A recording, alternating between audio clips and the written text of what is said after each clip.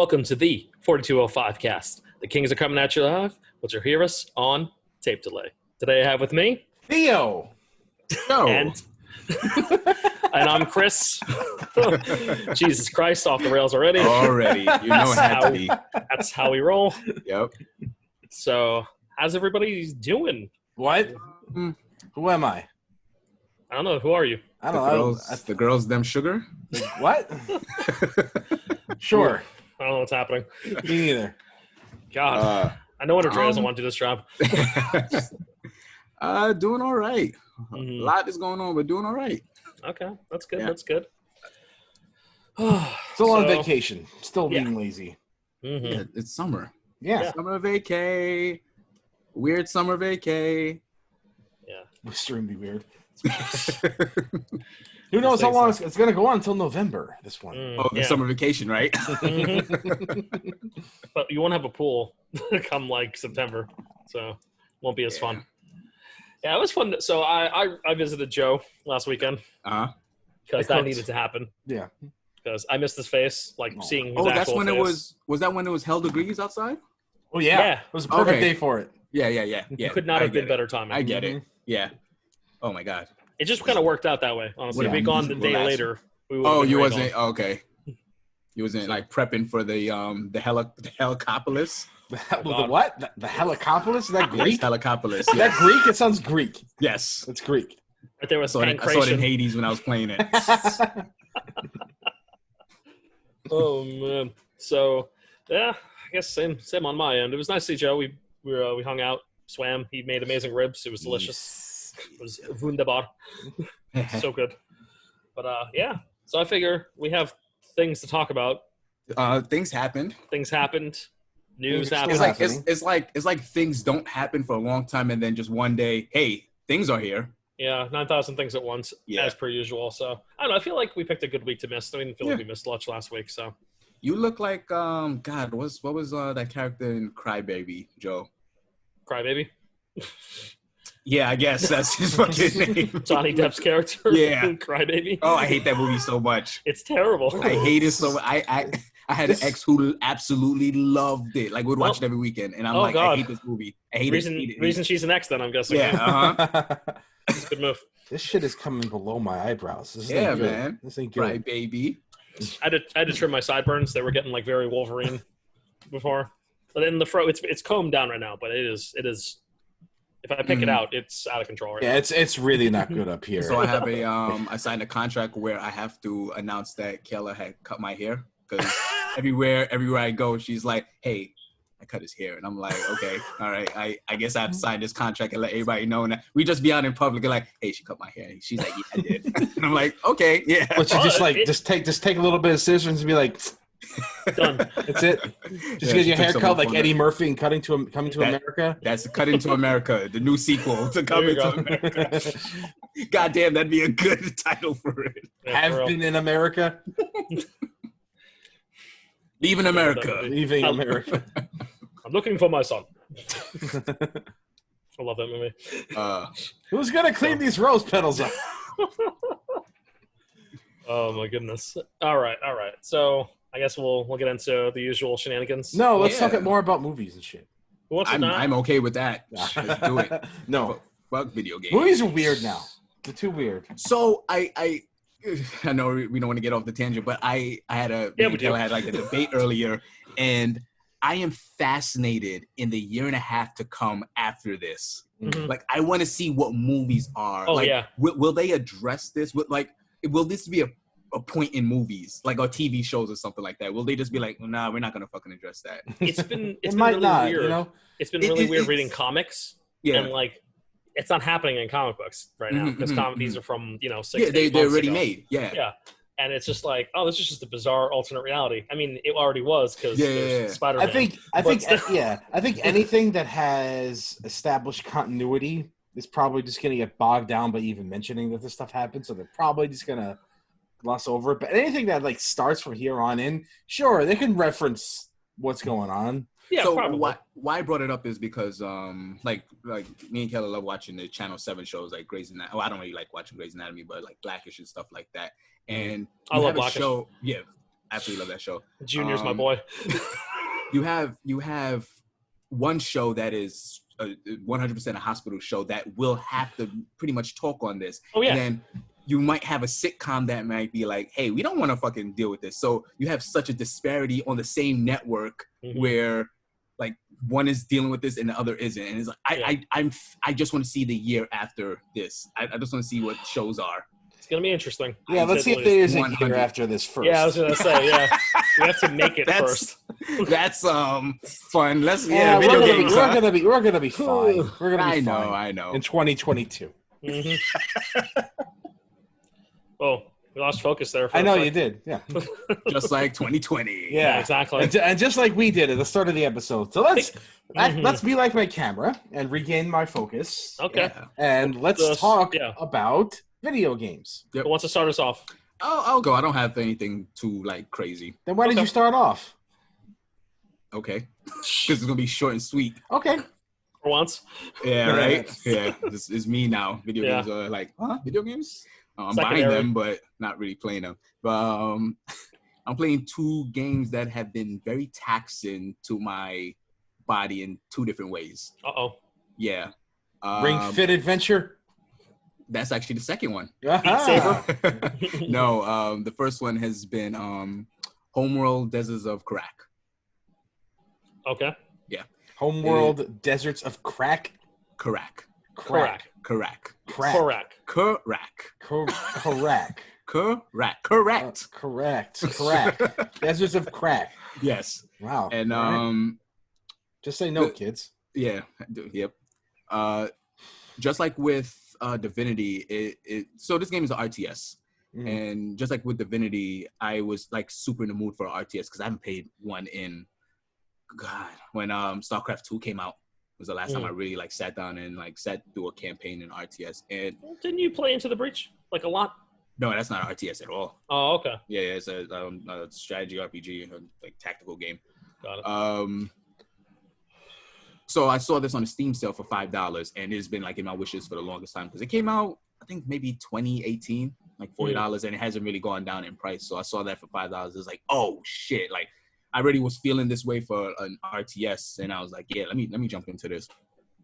And just like with Divinity, with CRPGs, I'm super not well versed into RTSs. Like I am not good at that genre at all because my nature of playing games is very I turtle and I like to pause the combat and like kind of assess my situation. RTS is like, nah, here's this fucking rush, deal with it. Real like, time.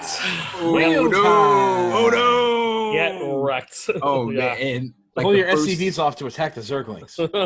Yep. SCV rush, man. They don't call it Zerglings, but motherfuckers be rushing you in this thing, man.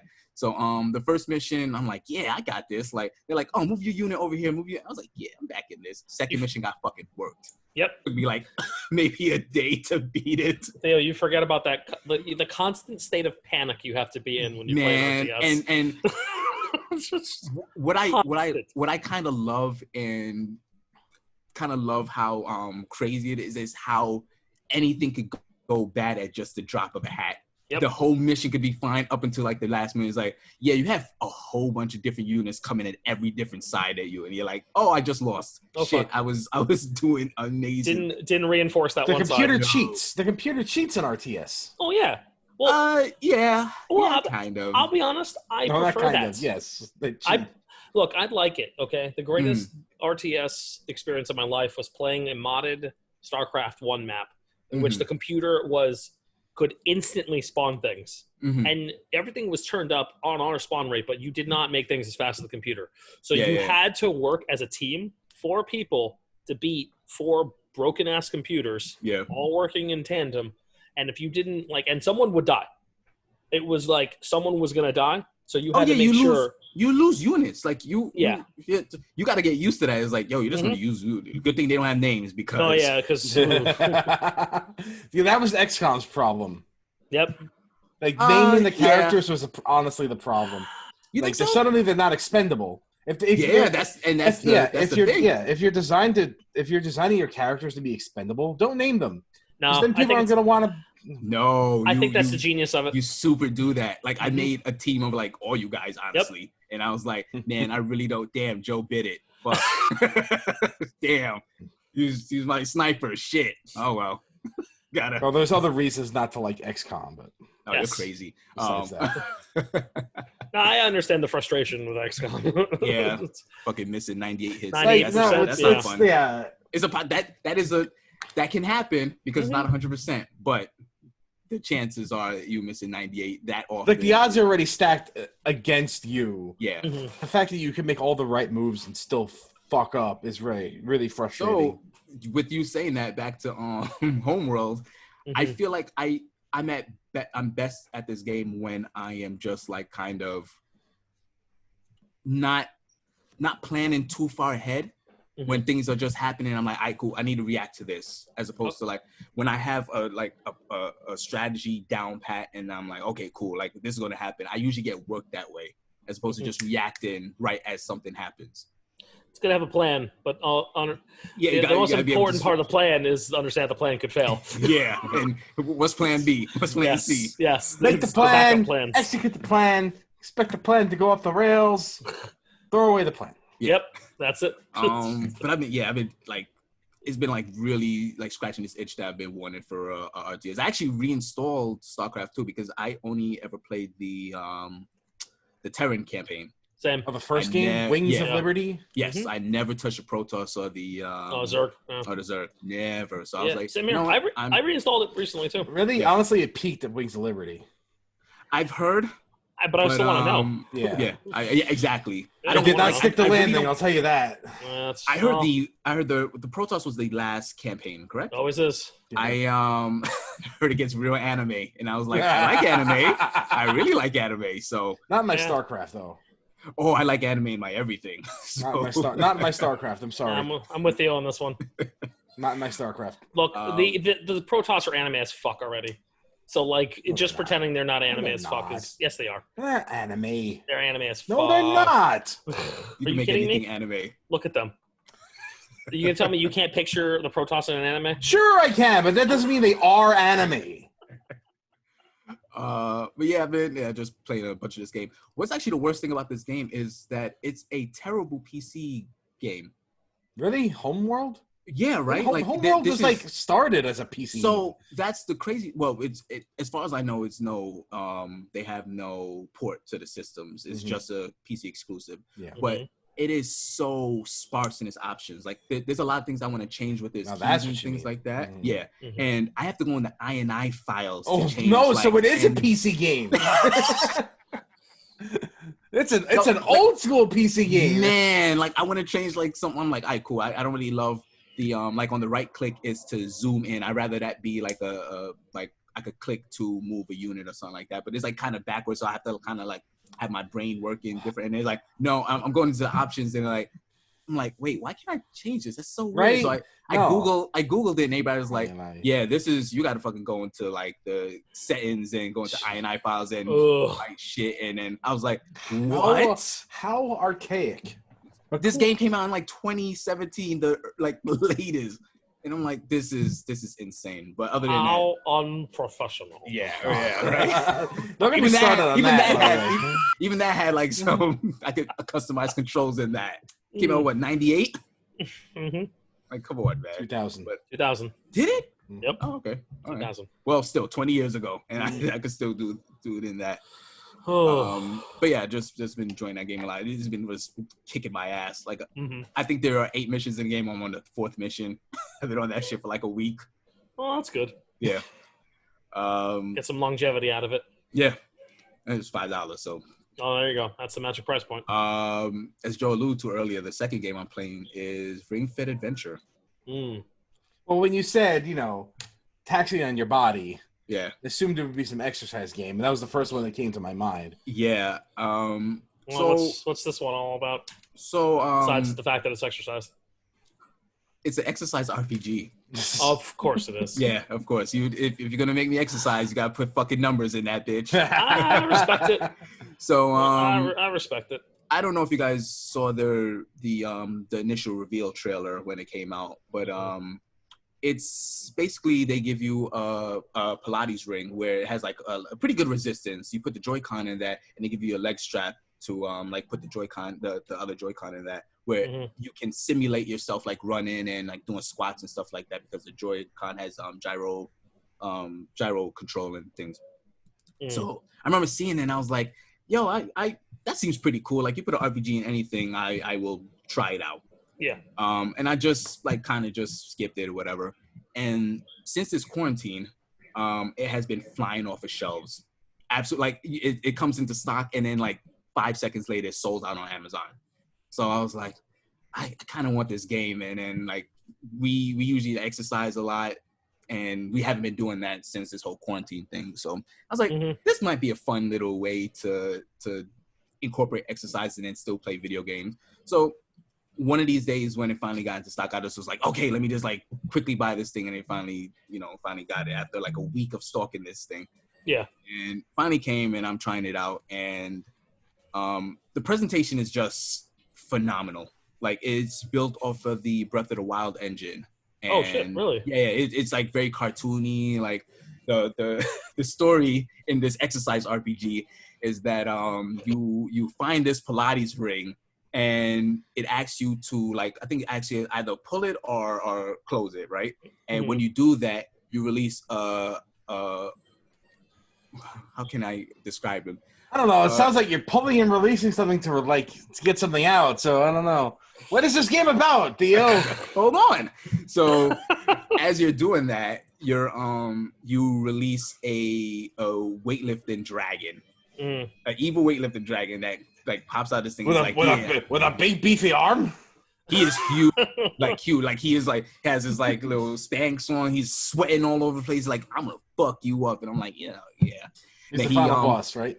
He is. So he's every world's boss. Oh, okay. So he flies away, and you have these 7 MacGuffins that you have to find throughout the land and whatever.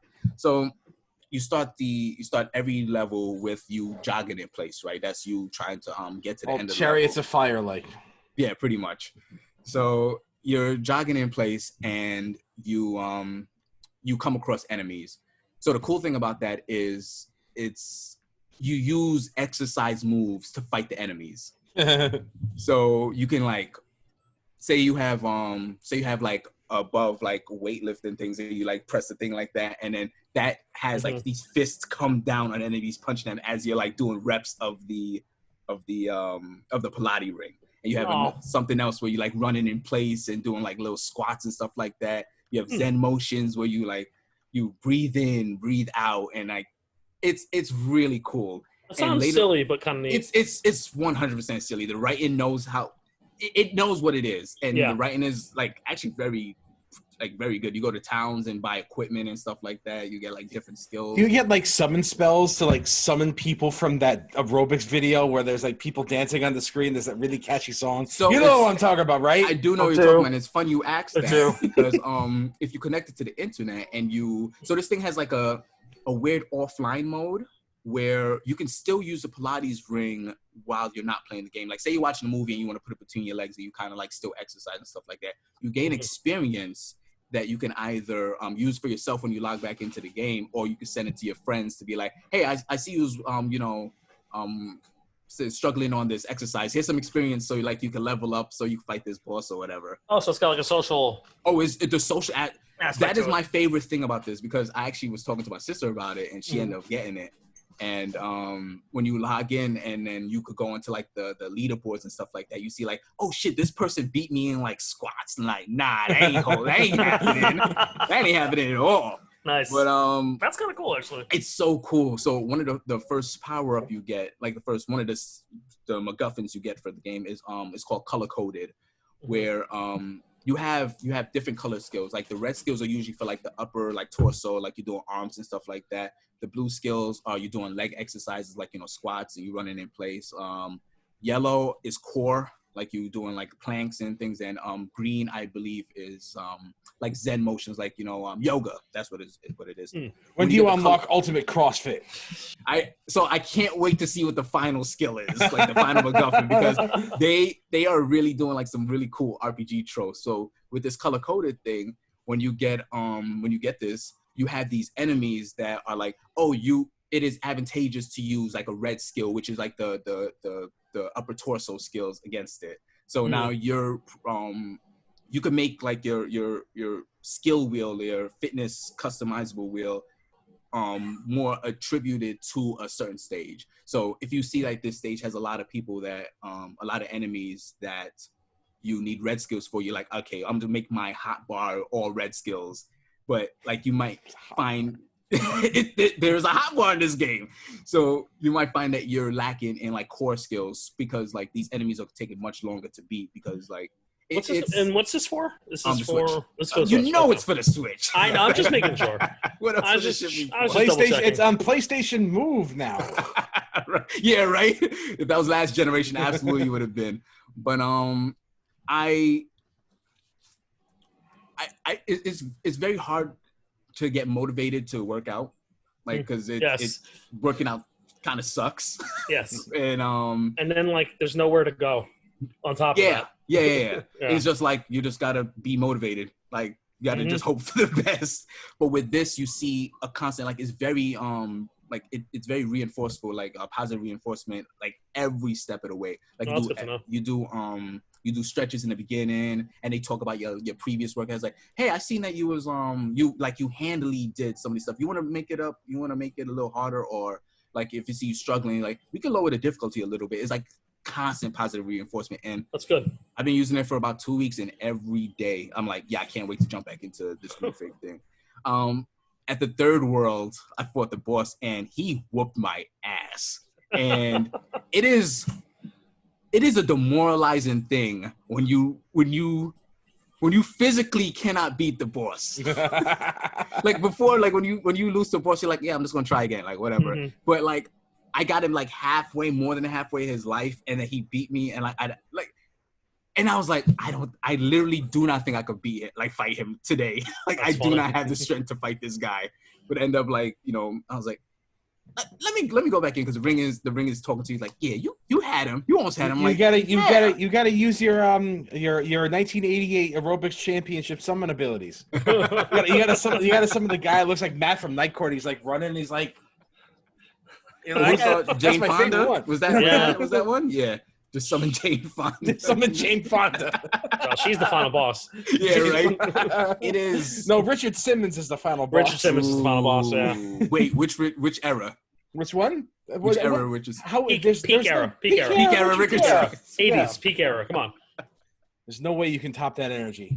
Richard Simmons is the shit. That guy He's, makes caffeine infectious. nervous. Yeah. But, I genuinely adore that man. He's I mean, great. yeah, He's a yeah. fantastic human being. Richard He is the Simmons. best human being, Yeah. dude. Like real talk. But yeah, I've just been having it is. I know it's very gimmicky. I don't think gimmick is a pejorative. I think it can be used in a good way sometimes. And this is a very gimmicky game, but it's actually really cool. It's gimmicky for a purpose. Yes. And And it sounds like it's better than We Fit. So 100. Well, Yeah. I'm already well invested in RPGs, so I'm gonna Right. like just grasp to that. But like I'm playing this, I'm like, this is actually it is generally a good game. honestly, I might check it out. It's I see Yeah, how I've much heard it's nothing going but for. good things about it. Like everybody I oh. know is talking about this, and oh really? Yeah. Okay. Yeah, it is great. Like Okay, cool. fantastic. Yeah. And it has like you could do like the story mode, or you could just be like, I just want this to be I don't give a fuck about that story RPG shit. I just can have this be a fitness game where you can make customizable things and jump into that. Right. It has a rhythm mode actually also, where it takes Right. Nintendo music and you like do rhythm stuff with it, like jump around, like use Pilates, push it in, pull it out. It's great. It's great. great. Yeah. We're all getting our message from Dre right now. Oh yeah, we should probably mention. We Yes. mentioned Andre Yeah. is not here Yes. because obviously. his computer has failed.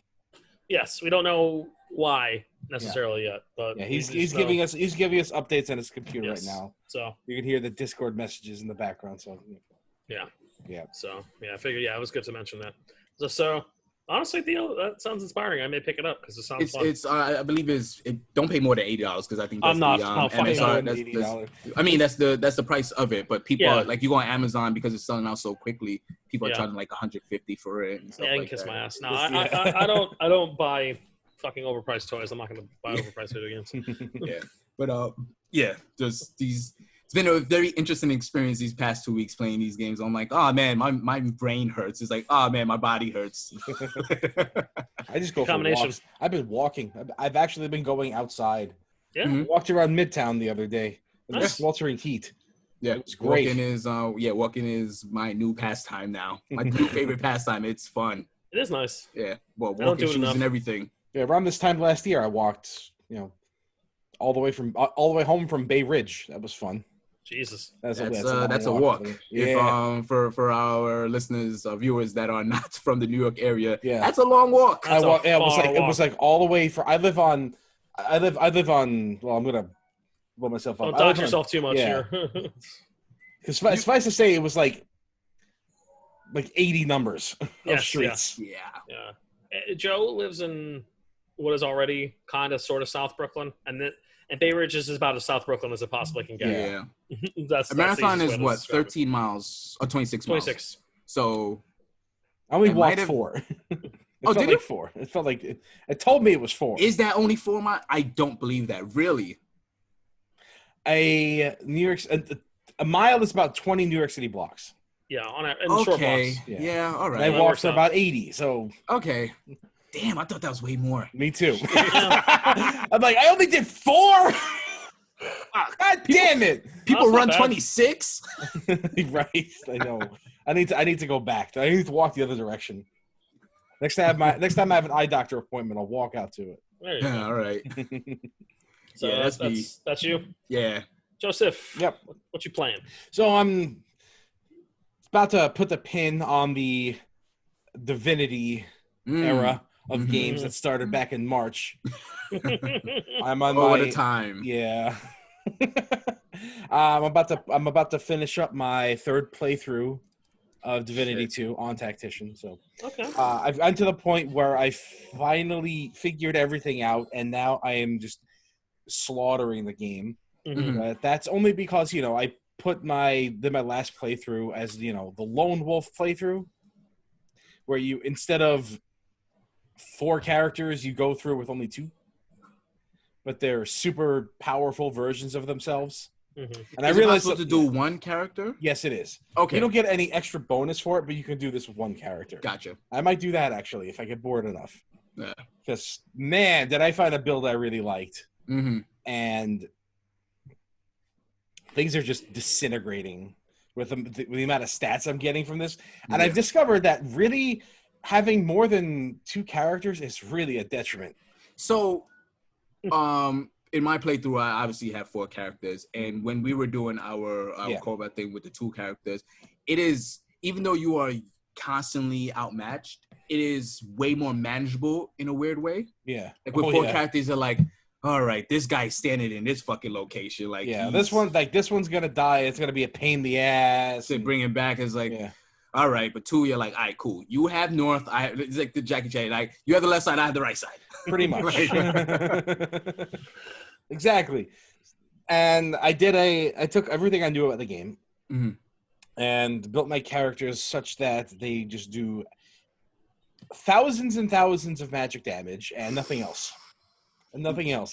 I think I had a staff build where I was using like close proximity spells to just blow up in melee and just have like area of effect attacks where just like cluster things up and just like Mhm. explode on them.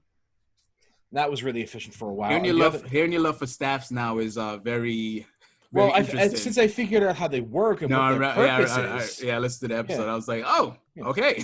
yeah, I didn't know that. I'm like, oh, they use your intelligence. Oh, okay, so I can have. Mm. That's how a battle mage works in this stupid game. Great. Okay, so I did it. And I built around it. Mhm.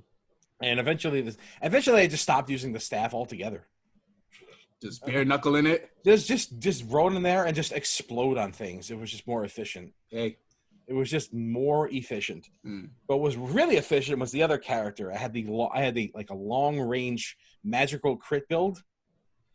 Oh, okay. So like I pumped in the Lone Wolf playthrough, you get like everything you put in is gives you an extra tick up. So if you put 1 point into intelligence, you get 2 instead. If you put 1 point into Hydra Sophist, you get 2 points instead. So you cap out a lot faster, which allows you to move things around in a much more free and diverse way. So you can just be really stupidly powerful. Eventually, I capped out my intellect and I went right into wits. I just completely eschewed any defense whatsoever because I was constantly going first. I was constantly just stunning everything. Yeah. And my highest crit I got was a 102% chance to crit. Fuck. 102%. I was guaranteed. Did you crit? Yes. Yes, I did. I think that game He's has. not playing XCOM. It's okay. Yeah, right. you still miss on that. Yeah, exactly. I greatly enjoy that game, but I think that game has a weird balance issue because for Lone Wolf, like I love the stat increase that you get with all that stuff, but it's like, okay, I'm kind of breaking the game now. But when you're playing felt that way. when you're playing without the Lone Wolf, you're like, oh my god, all the stuff is super restrictive. Yeah, this is why it's probably going to be my last playthrough, unless I do like a solo playthrough, which I might actually do. There's still a couple of things I want to try, but man, this has been I just breezed right through it. It felt really cathartic. Yeah. To just go right through this and just anything that was giving me trouble on my first playthrough and my second playthrough just melted right in front of my face. Just absolutely melted. Like it was getting to a point where I was intentionally seeking out difficult fights that were like 3 levels ahead of me just so I wouldn't win on the first turn. Okay. It was getting to be like that. I'm like, oh, am I back to this game being too easy now? Looks like it. Am I back to that? Maybe you have the knowledge now. I have the knowledge. It's just what's going to happen when you play a game for a good 100 hours. But honestly, it was still really hard at the start. Okay. It was still really hard at the start because you just don't have any resources. You don't got nothing in that start, man. Yeah, you are so outclassed at the beginning of the game.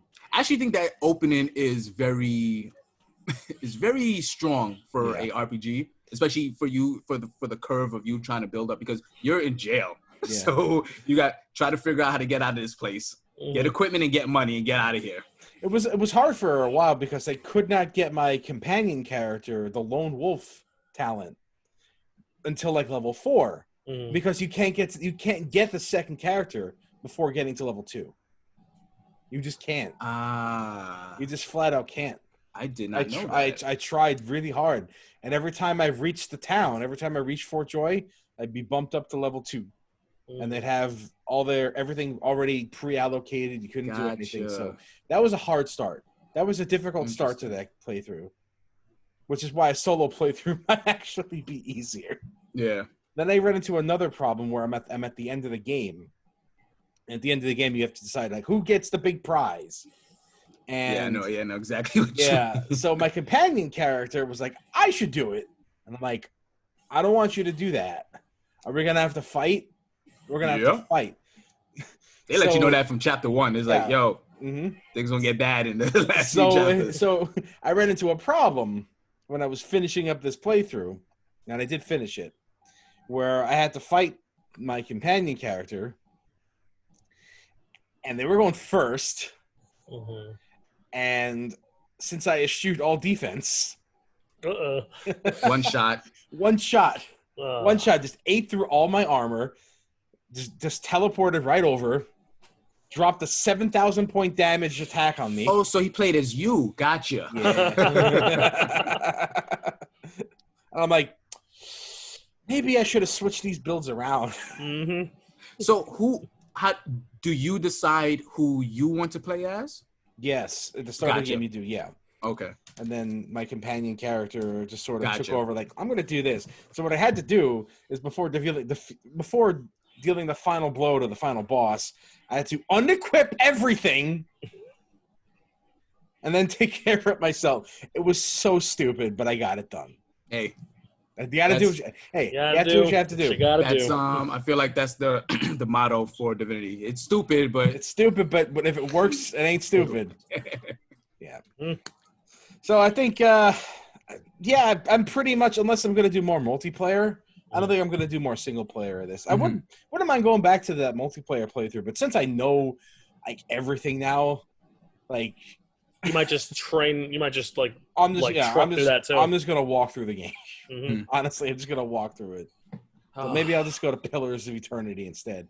Oh yeah, you were thinking about that. Yeah.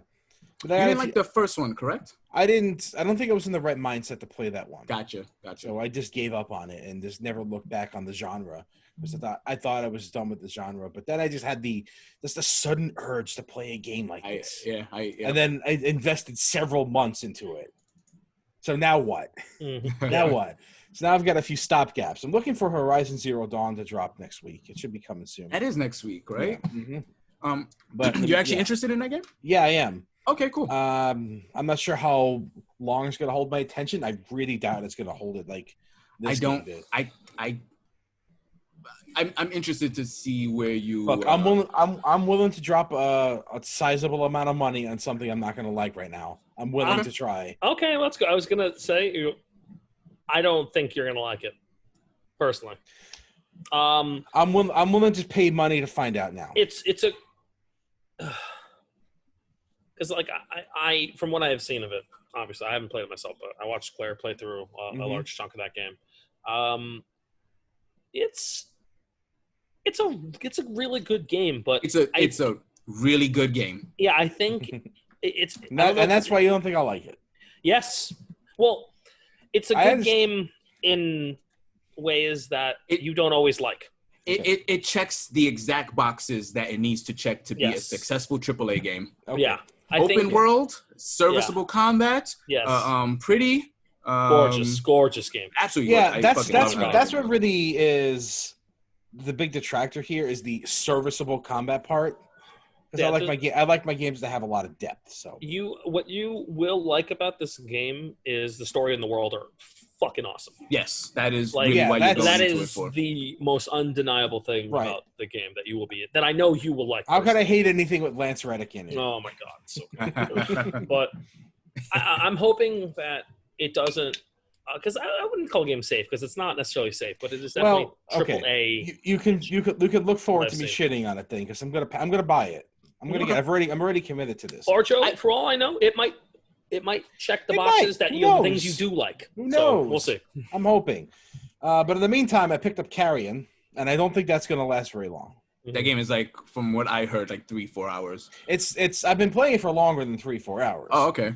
But I don't see how much there is going to be left. There's really not a lot to this, and frankly, it's kind of boring.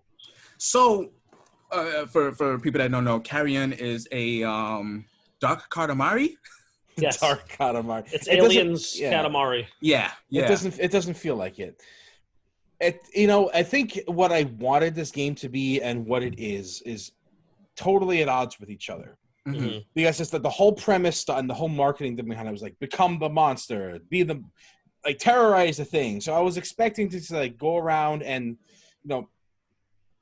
I was expecting like a stealthy kind of thing where I would use like subterfuge and like terrifying tactics to get through some of the harder stages of the game. What I was not expecting was a puzzle game with a bunch of levers. So that was the last thing I expected. They released the demo before the game came out. It's actually on Game Pass, and I downloaded it because I do want to go through it. I don't want to pay for it, but I do want to go through it. And I played the demo, and I was initially really interested in that game because I like the aesthetic. I like the whole blob gets people and grows bigger. I'm like, the premise is fantastic. Absolutely. I'm like, this is awesome. Like, this is an alien movie, like kind of a weird Katamari thing, like I said before. And I played it for about 15 minutes, and I was like, I think I'm good. Yeah, because as soon as I started, I'm like, oh, the novelty of this is gonna wear off real quick. Yeah. It was fun for a bit. Like the controls are very fluid. You move around very easily. It's very good to move around. Yeah. But there's no precision in it.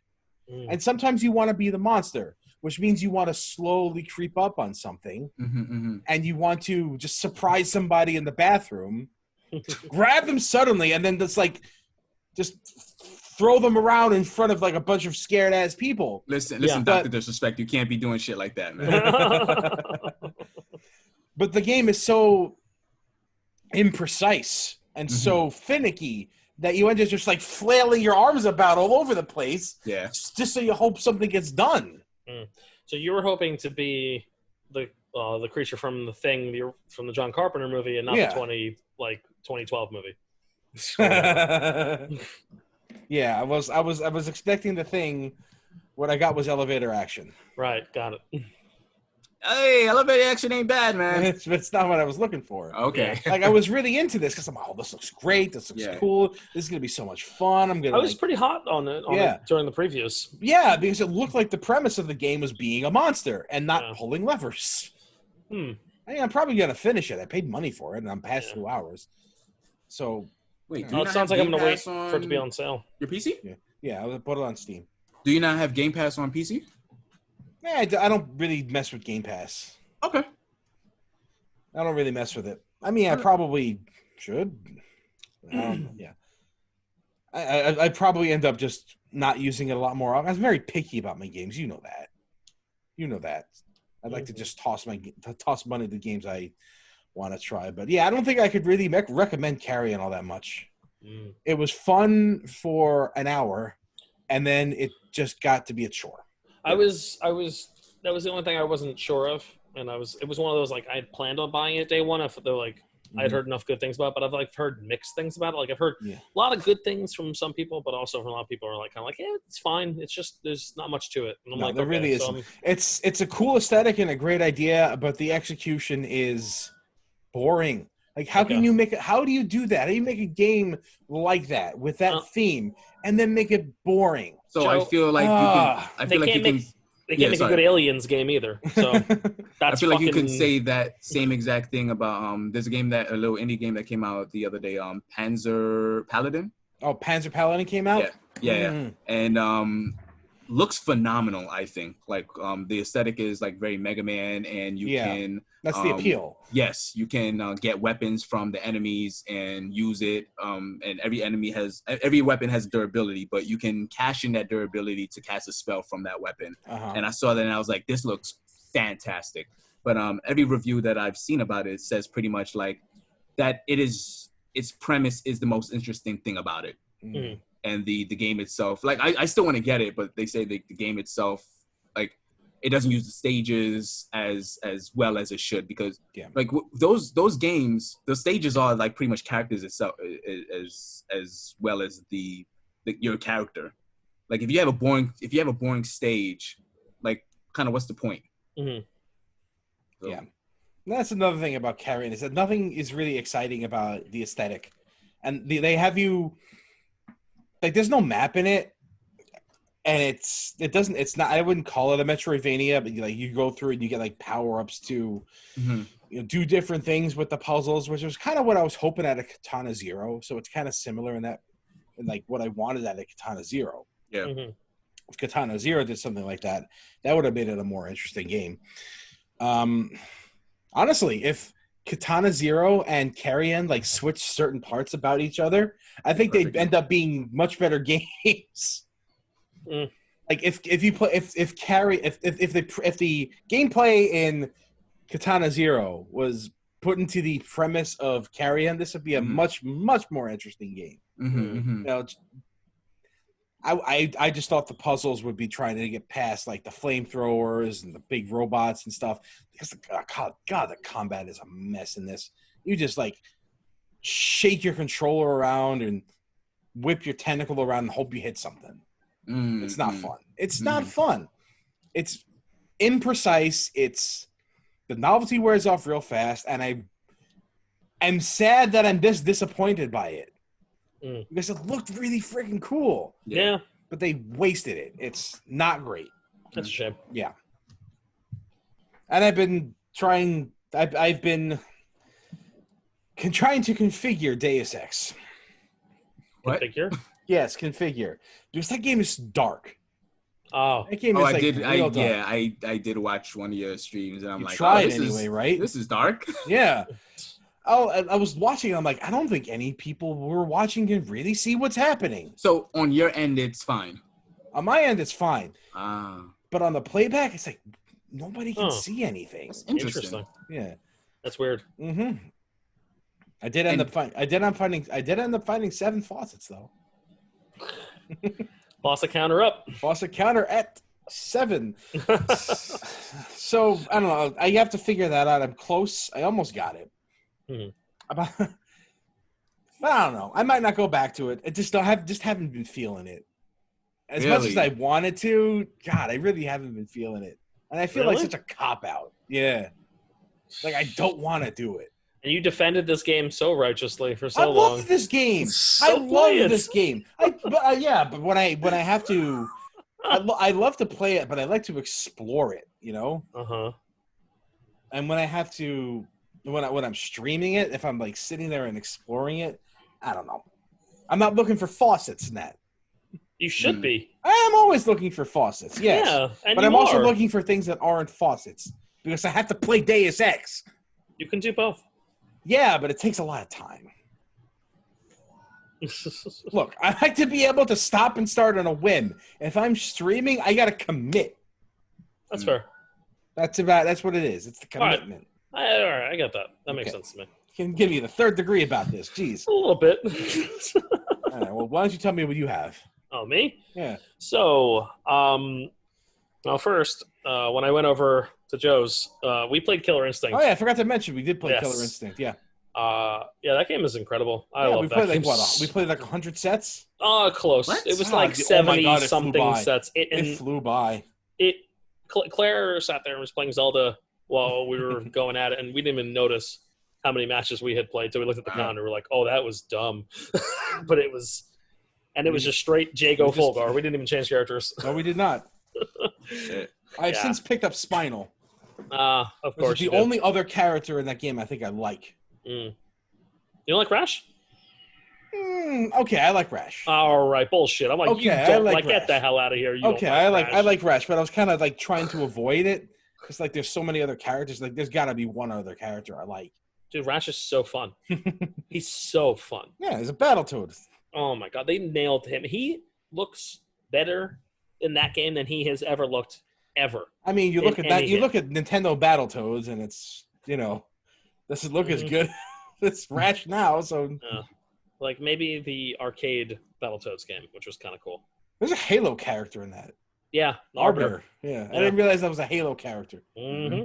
Yeah, until I saw the gun, I'm like, oh, that's a Halo gun. And I saw the sword, I'm like, oh, that's the Halo sword. That's a Halo-ass sword. Mm-hmm. Bro, it's Keith David. Come on.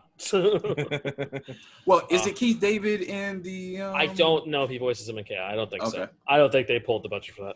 I remember playing Halo 2, and I was like, is that fucking Keith David? And I Googled it, and I was like, that's fucking Keith David. They should have gotten Keith David to voice Gargus. That would have been great. Yeah, so... He was the voice of Goliath. Yes. I know. Yeah, I'm not sure everybody did. Theo looked like he didn't. You did know that, right, Theo? I did not. Okay. Yeah, he was the voice of Goliath on Gargoyles. Yeah, it's probably like one of the best voice actors. Oh yeah, okay. Yeah, it was like him and the cast of Star Trek: The Next Generation. Okay. I was like, which Goliath? Yeah. Frakes, Marina Sirtis, fucking. Brent Spiner was in that. Michael Dorn. It's crazy. Everyone but Patrick Stewart, essentially. Everyone but Patrick, even LeVar Burton. Burton, yeah. Like Kate Mulgrew. Yep. Kate Mulgrew was there too. Mm-hmm. We got some Voyager representation on Gargoyles. Gargoyles, man. Yeah. That was so like, good. What is this? Why did they bring in all the Star Trek people? So weird. I don't understand. We're talking about Killer Instinct. What a weird show. Yeah. Gargoyles. Yeah. Remember when what was the cop name? Eliza? Yeah. Yes. When she got shot, and I was like, hey, Mom, I don't think I'm supposed to be watching this. This is 3 o'clock in the afternoon, that show was dark. This chick got shot. Like, what's going on? I mean, Batman was already on TV, so you could deal with it. Yeah. No one got shot in Batman. Wait, that's not true. People got shot in Batman all the time. All the time. All the time. All the time. Like, it's a noir show. Like, yeah. And like, it wasn't like they drew lasers in. Like, they drew guns. Like, no, this is gunpoint, motherfucker. Yeah, it wasn't imagine if the people. It wasn't like Fox Spider-Man. Oh, if Gotham had lasers, it'd be a real bad place. Jesus. So Joe and I would play Killer Instinct, and that was awesome. Great time. Just going back and forth. My love for that game just continues to grow. It's so fucking good. I finished Zelda. Oh yeah, Mm-hmm. yeah. Finished or got to Ganon? Got That's to different. Ganon. Okay. Okay, and I have done all of the did all the Champions Ballad DLC. Did you? Yeah, that was awesome. That final Champions Ballad is when you get the bike, correct? Mm. That final, yeah, that was a weird sentence. It is. But that final shrine, so I didn't understand. Like, I love the shrines in that game. The Divine Beast, absolutely love them. I love like how it progresses and stuff like that. What is really awesome about that final Divine Beast is the music escalates every step that you get, and you're like, oh my god, I was in love, with that Divine Beast. It was awesome. Like that whole section is great. That boss fight is great. Yep. Oh man, I didn't love the scavenger hunt stuff. I didn't mind it as much because it just. And I also liked the bonus shrines. The bonus shrines were awesome. Yeah, you have to use all your stuff. You have to I was in the perfect state of mind to have done those shrines. And that's exactly the point, because I stepped away from that game for like about a year before I went back to the Champions Ballad. So when it was like, hey, do a scavenger hunt, I was like, oh fuck, man, it's like the wrong thing to ask me to do when I'm away from this game from a year. I mean, I had all the stuff marked. I did the farm stuff and I was able to look at the map and know. I was like, okay, cool. I was at that familiarity at that point. At a point, I was like that until I was stepped away from that game, and I'm like, I don't remember where this is. Oh yeah, absolutely. Yeah. So yeah, this game has completely reinvigorated my Zelda love again. I mean, not that I ever stopped loving Legend of Zelda as a franchise, but I didn't love the 3D games as much. Yeah. I always loved the 2D or the over-the-top, my favorite Zelda game up until this point was probably Link Between Worlds. I love that game so much. And after this, it's I'm actually think I'm going to go back and play some of the older ones that I haven't touched. I haven't older 3D ones? Yeah, I never played Skyward Sword. Don't play Skyward Sword. Don't play Skyward Sword. As somebody who has beaten Skyward Sword, don't play Skyward Sword. I want to play Skyward Sword for the story, because I know the story it tells is good. Ooh. That game is on the opposite spectrum from Breath of the Wild. Yeah, everything you love about Breath of the Wild is not present in Skyward Sword. Okay, well maybe I'll go back in, because I haven't touched Twilight Princess in God knows how long. I think that's a bad game, but I think I'm alone with that. Yeah, you are very much alone in that opinion. That game is not as alone as I am on my opinions on Zelda. I don't think there's a single good 3D Zelda out there. Period. Mm-hmm. So I'm really happy. I have gotten. I'm almost done maxing out my inventory space. Okay. I'm not doing full Korok seeds. I don't know if I have that. You really don't need to. Who has? I don't know anyone. I don't know a single person. I personally don't know a single person, but people have. People have. Yeah.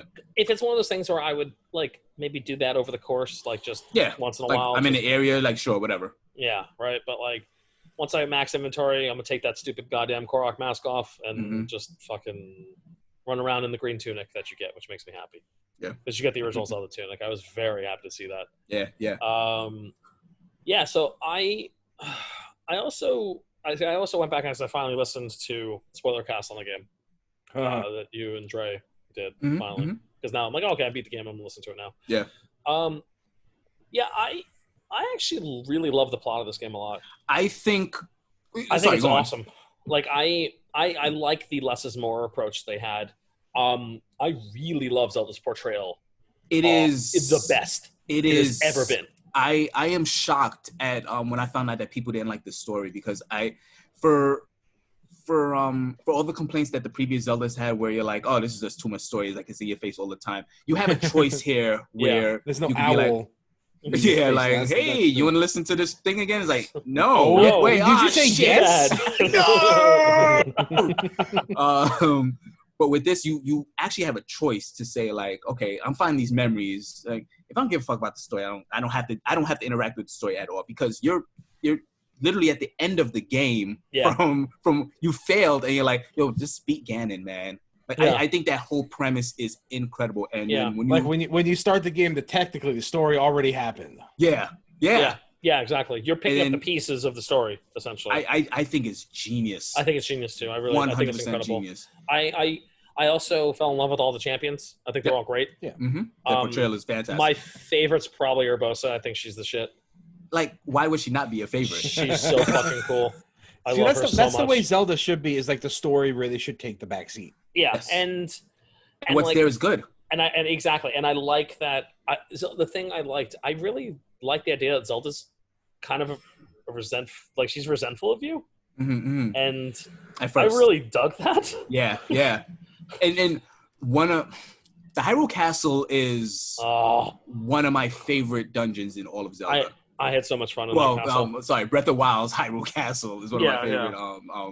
Because like I have a friend that's actually playing it right now, and he's about to beat it, and I was like, make sure you find the diaries in Hyrule Castle, because you get to see, like, you saw Zelda's character in those memories, but you really get to see what she was going through during that time. Yeah, it's fucking brilliant, and like I even like that like the exposition that the other characters give about Link too. I think is really cool. Where they're kind of like, I remember when he was younger, he was just a sweet boy. Yeah. And after his training, he's kind of got this like cold look in his eye now. Yeah, it's like, what did you go through?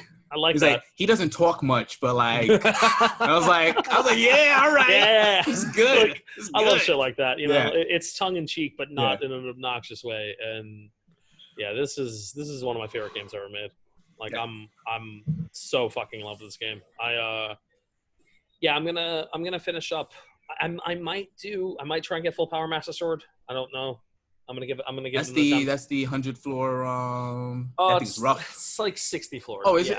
Okay. It's rough. It's rough. Hard as shit. Fucking rough. Like I tried it once when I didn't even have enough hearts really. I just got the Master Sword and I gave it a try and I was like, oh, this is crazy. I can't do this right now.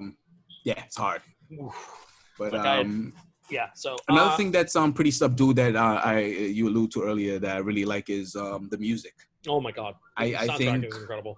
I think because a lot of people complain that it's not as bombastic as the previous thing when you're Hyrule feeling you're like dun dun dun dun dun dun dun. You're like, all right, so good. Yeah, can you imagine? It's very no, like when dawn is about to hit and then like you hit like the piano keys like and then like it just goes into like it's like a cartoon. You know? Yeah, it's not a soundtrack, it's a score. Exactly. Yes, it is, and it needs to be because like I like how much ambience is in this game because any other game you'd be bored, but you're running around this game.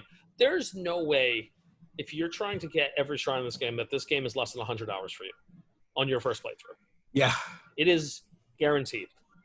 If you're getting all the shrines and all the shit, like this is a 100-hour game.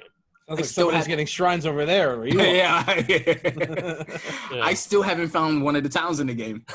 Did you not find Lurelin Village yet? Is that the name of it? Yes. Yeah, still haven't found it. The town in the south? I don't know. Fucking scout with that map is crazy. Now, like, what? I just found Snowball Bowling. That was my first time I found that. I was like, oh, okay. Man. Yeah. Are you going to talk about it? What, Snowball Bowling? Yeah. No. Okay. Snowball Bowling. It's that's fine. Then I guess you have spared me this conversation. I mean, if you did talk about it, what was your pun for that? Spare me the details. Okay. He was ready. All right. Good job, Joe. Option A, option B. I approve of this now. The fact that he was ready for either one. I respect it. But so Breath of the Wild, I think I got 160 hours in it. And it's like, oh my god. How much of that is idle time? Like an hour. Okay. Like I have. It's not long at all. No, I honestly I haven't played much else because I've been playing this game so goddamn much lately. You've done Eventide. Yeah, that's me in Divinity. That's pretty much like every day. It's like, all right. Haven't even what played do I my do today? usual put dose of fighting games because I've just been playing Zelda nonstop like a psycho. And thankfully, Claire's literally playing it as we speak. Actually, I hear it. We hear it. She gave me a thumbs up. She beat the game years ago before I did. Even. Yeah. But seeing you play is like, yeah, I'm fucking. That's exactly what happened. Yeah. Honestly, hearing you talk about it, like from weeks before, I'm like, I can't fucking jump back into it. Because I literally lose myself when I jump back into that game. I couldn't stop laughing too. And like I was kind of giving her shit a little bit because she has to finish Witcher 3 still. Yeah. She's not going to after this, I don't think. I don't think. And I'm getting the middle finger now. So, but like, yeah, you should start the other 100-hour game in the middle of the other one. That's a good call. I mean, like, I can't talk shit because I do that shit too. So, yeah. Well, as long as she's in Skellige, once she gets to Skellige, it's all she's in Skellige. Then she's fine. She's fine. Yeah. Yeah. So yeah. So there's been a lot of Zelda in the house. Yeah, a lot of Zelda. Also, I got kind of drunk last night and we played. I ordered Mario Maker 2. And I figured that'd be a great time to play it. Mm-mm. Really? Yeah. Interesting. It was on sale a couple weeks ago, so I picked it up. Yeah. And I was It's like, fun. I kind of feel like playing it right now myself. Yeah, Honestly, as you mentioned it, I kind of feel like playing it. Yeah, we had our buddy Jay come over and we just drank margaritas and played Mario Maker and it was great. Yeah. Were you making it or playing it? Because I can't make in that game. No.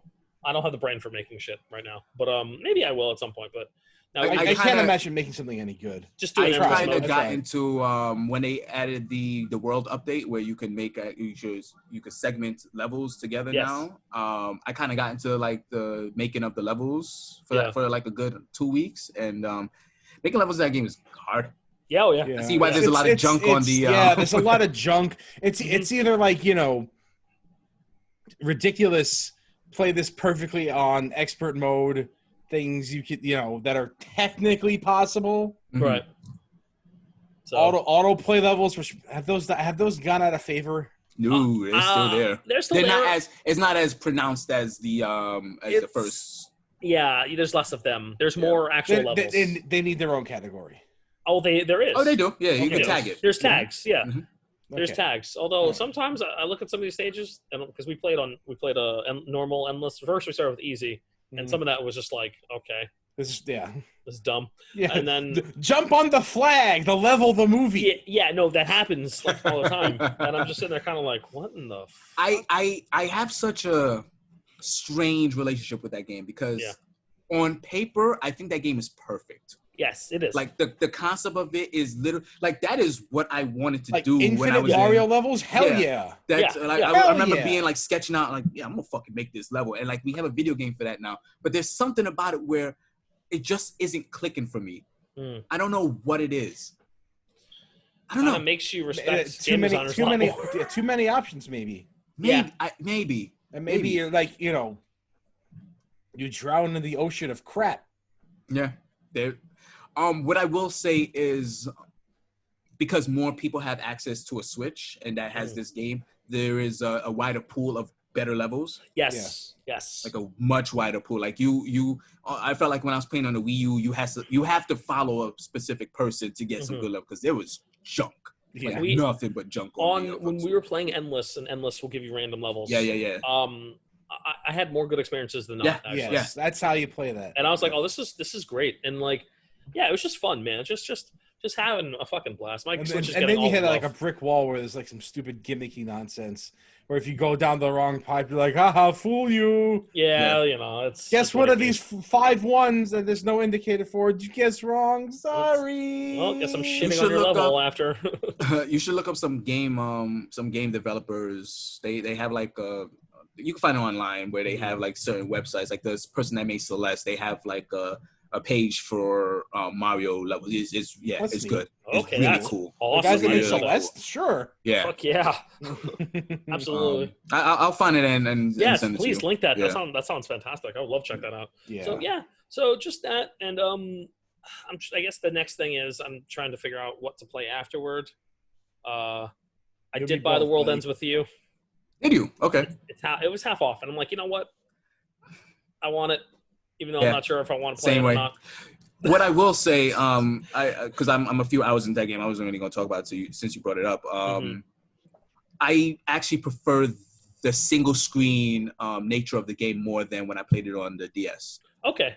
It feels better to play on the Switch. Yes, essentially. I'm kind of baffled at the love that game gets, and I want to go back into it and kind of see where I missed something.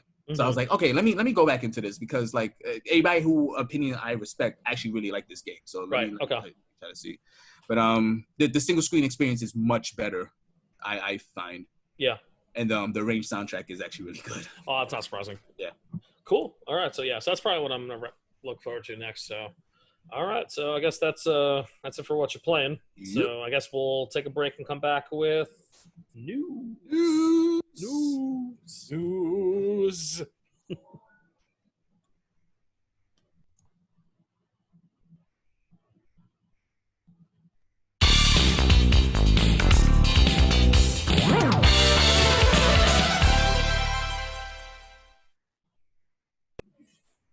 And welcome back. Here we are.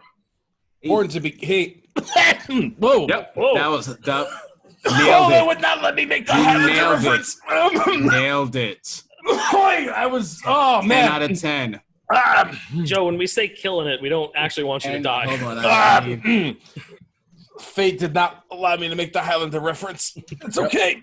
I'll just choke this back. There you go. You can do it, man. All right. Okay. Yep. All right. Absolutely nailed it. That was great. Yeah, that was pretty great. Quickening! I hate you so much. God, fuck that movie. If anybody ever wants to watch a really awful, awful film, pick a Highlander after one. Yes. Oh, God. Pick one. Like, how many other? 6. No, there's 5. There's 5 of them. After Highlander 1, there's 4. And there's a TV show, which is good for its first 3 seasons. 6? No, there's 6 seasons of that show. What? Yeah, Highlander was, Duncan MacLeod. Highlander was a thing? Bro. Yeah. Highlander was There's a Highlander huge. TV series. Yeah. Yeah. I didn't know. I didn't know it had 6 seasons. That's a lot of seasons. It ran on. Was it USA? Did it run on? Yeah, it was like one of the early USA shows. Like 40-minute syndication type of thing. What? Yeah. What? Yeah, bro. Yeah. How much episodes a season? Like a regular season? Like 20-something episodes? Yeah. What the fuck? Yeah, I gotta watch this. It's actually not bad. Honestly, the show's like pretty good. Just does it follow? Is it the 5th entry in the Highlander saga? Like, do I have to watch? Oh, okay. No, okay. So and they try to cross over with Endgame, and that. Is... Okay, so you're gonna make me do this. Okay, let's go. We're doing it. Okay, all right. So Highlander 1 is the one from the 80s, and it's perfect in what it is. It's so stupid and it's wonderful, and it's such a great movie. I actually put Joe onto that movie. So Highlander 1 is great. Highlander 2 is one of the worst sequels ever made, and it is so bad that when Highlander 3 happened, they ignore Highlander 2 completely. The Devil May Cry 2 situation. And complete with the second thing being really far in the future. So they get to ignore it. Theoretically. Got it. 2 is really bad. Like, I mean... Like, it makes one a worse movie. Yeah. Like, its existence is painful and detrimental to the franchise. Until later. So, after the third movie is like a weird rehash of the first movie. Where it's like, it's fine. But it's just not as good as the first one. Okay. Nothing is ever as good as the first one. And after that, you get a TV show, which ran for 6 years. And like I said, the first couple seasons were actually pretty good. But its last few seasons, it just kind of gets shitty. Okay. And it goes on one season too long, like every TV show. Like always. Yep. It's like 5 seasons, man. It's over after that. Just let it go. And then you get Highlander Endgame, in which so there's an episode. So the show takes place concurrently within the mythos. Okay.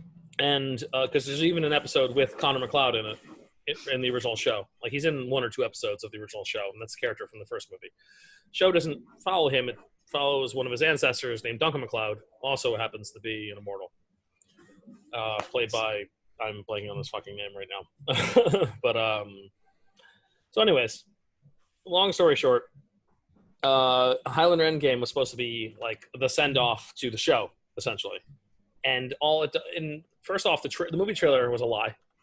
Oh my God, forget it. Like I've heard of that. Adrian Paul. Adrian Paul, thank you. It's driving me nuts.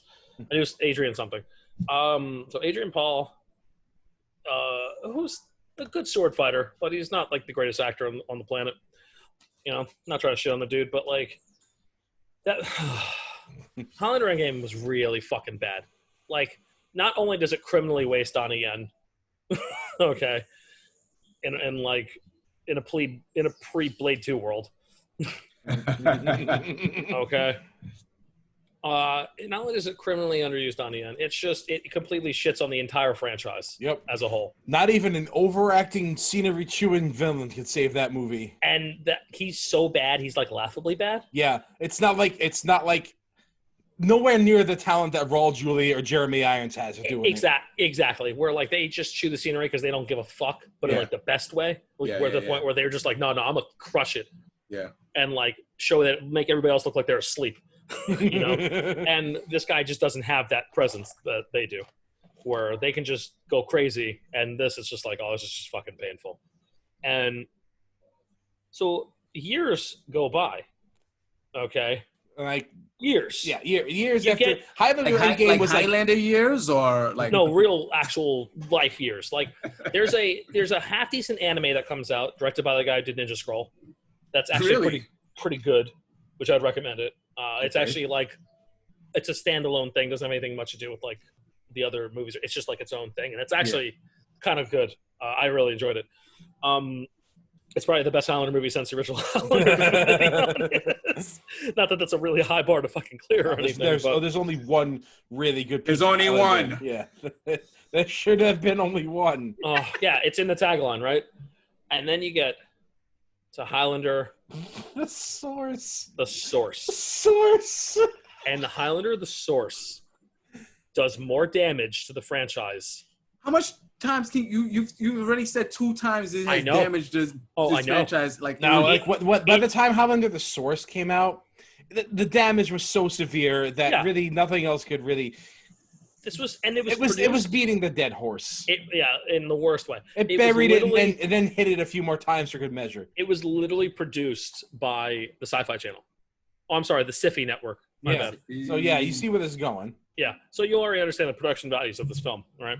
And you're just sitting here, and it is just the worst nonsensical plot. And then the ending is such a royal fuck you to the entire franchise that like it makes Highlander Endgame look good in comparison. It makes Highlander 2 fucking plausible, and Highlander 2 made them aliens. Highlander 2 made the Immortals aliens. Yes, they were aliens. And the Source is worse. The twisting of the knife is they cover Queen in that movie. Oh my God, it's the worst. And it is like, oh my God, Freddie Mercury is spinning in his fucking grave like a top. You remember when I came on here trying to quote that song "Coffee and Hacking"? That's a better cover. That's a better cover. It is like you sit there and you're like, no, like really, we had to like. Bad enough you've already destroyed the franchise, but you had to go after Queen too. Like it's really? Just like this. After this, there's a lot of explosions, so it's supposed to be like an epic thing, and like all the characters are slowly walking at the screen, and it's so cliche. And then the song comes on, just like, and you're just Princes of the Universe, the Highlander theme song, sung by performed by fucking Queen, because Queen did the soundtrack for the original Highlander movie, which is another reason why that movie is fucking awesome. All right, and you just get that, and you just want to die. You're like, oh my god, I want to fucking just throw myself off a cliff. You just roll your eyes like, if I wasn't done with this movie already, I'm certainly done with it now. Like it is horrendous on a new level. You can, I honestly, if you have a good sense of humor, you can watch it and just laugh. I'm like way more intrigued by this synopsis. You know what? I don't think you'll enjoy it in a bad way as much if you're not into Highlander. Yes, you have to love Highlander first, so you can watch it die a horrible, painful death. So you can then be put out of your misery and understand that otherwise that you loved has been destroyed. Otherwise, it's just a bad movie. And You know what cracks me up? I'm like, oh, and Star Wars fans complain. Well, now they can. Oh yes, but you know what? Rise of Skywalker is a fucking Oscar-worthy film in comparison. Comparison, yeah. So like, I don't ever want to hear it. No. You want to watch a franchise get like mauled and killed repeatedly over and over? Highlander fans. Well, you know what? At least Star Wars was still alive. Yes, it still is. It still is. Yeah. It's got a good TV show. Yep. So whatever. Anyways, somehow so that was a fun Palpatine digression. returned. Highlander. Islander. There was only one. That's the tagline, right? There should have been only one. Okay. God. So anyways, so speaking of that, there yes. should only have been one. Mm-hmm. I don't know how to finish that. You There was segue only that? one. Come on. There was only one mini. That is not as smooth, huh? I came out hacking and coughing, and I was able to establish that one. You came out here with an actual tagline. You're like, I'll oh my God. God damn it. line. So Nintendo. So you want to take us in? Yeah, I'll take this. Nintendo announced maybe a day or two prior that they're going to do a Nintendo Mini Direct, showcasing their partners that I'm pretty sure is like third-party stuff. And this has actually been leaked maybe about a week or two before, like saying they were going to do it the 20th. Mm-hmm. Yes. But like this, people are so like people have such a fever for Nintendo Direct. They're like, it's out today, and I'm like, come on, like, what do you? When I was excited, and then I heard it was going to be a mini direct, and I went, oh, okay. So, yeah, I was like, what does this mean? My and Nintendo actually went out there and they were like, hey, this is mini direct. It's going to be something different. It's going to be don't get excited. We're not going to see Metroid Prime 4 here. Motherfucker. Or Breath of the Wild 2 or whatever. But they're the type of company where they would just drop a fucking bomb and say like, hey, this is what's coming out. Or like a Bayonetta 3 because that's kind of a partner, I guess. Anyway, so this came out. And the English stream, I prefaced the English stream, was about 8 minutes. And I was like, oh, that's pretty short of 10, but sure, isn't the 10-minute window. And they showed not much. Like Cadence of Hyrule is getting a DLC pack, is getting nice meaty new one characters. Too, like new characters. I believe 39 or 40 songs, new songs, which is the thing you want in that game. Absolutely. And that's what it mostly should be. And a couple new characters, which is cool. Yes, Skull Kid. Skull Kid. Of course, Dark Pit. That's Dark Pit. Dark Shadow Link. Yeah. Shadow Link. We're going to Pit before Link now, huh? Yeah, that's hey. Love King Icarus. Sure you do. I know. And I believe a expansion for like the story. Yes. Okay. So I was like, this. I haven't picked that game up yet. Cadence. I haven't picked that game up, and at the end of it, they announced that they're gonna do a physical release, and I think I might actually wait for that. That's cool because I think I played the demo and I was like, this game is actually really cool. And I'm not a big fan of Crypto Necrodancer, so I didn't pick it up. Me either, but this game has a so my problem with Crypto Necrodancer is you have to have rhythm, you have to be on the beat, but the Zelda one has a mode where you basically turn it into a turn-based game. Like they take the rhythm out, but you move. You move to the beat. Every time you move, the enemy moves. So you don't have to go according to the beat anymore. Yeah. You could like plan out moves better. Yeah. So I was like, oh, this is actually way more interesting as a game for me. But yeah, that was shown. A wrestling game. The Fire WWE Pro? Battlegrounds was shown. Fire Pro. Okay. Oh, that thing, yeah. Yeah, which is basically looks like All Stars. It looks like if All Stars. All Stars looked better. All Star had a better art design. This looks bad. I thought All Stars kind of looked bad also, but All Stars when you play it is actually kind of great. Yeah, that like more wrestling games like that. Like if that game is kind of underrated. Honestly, arcadey wrestling games can be fun. Yes. Like you have the most fun with wrestling sims. Like yeah, you have to go fully in either way. If you try to like blend the styles, then you get a styles clash. Well, they had They had a moment where they threw I think maybe Stone Cold Steve Austin out of the ring into an alligator. So I was like, okay, that's not simmy at all. No, No. it's silly, but it's not. Yeah. Its art style is just really bad. I hate Yeah, the art style. that's the I problem, hate yeah. the way it looks. It looks like it was designed for mobile, and Yes, and Yes. they decided that's for it. Most likely everything was. these days. Yeah.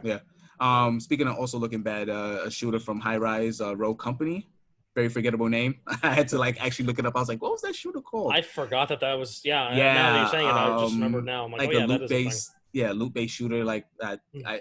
I will not go go- to the Switch for a shooter. No. Why? Yeah. What? No. Yeah. Don't. Especially an online one. Yeah, What? that doing? is two things you should not go to the Switch for Oh. because those Joy-Cons are bad.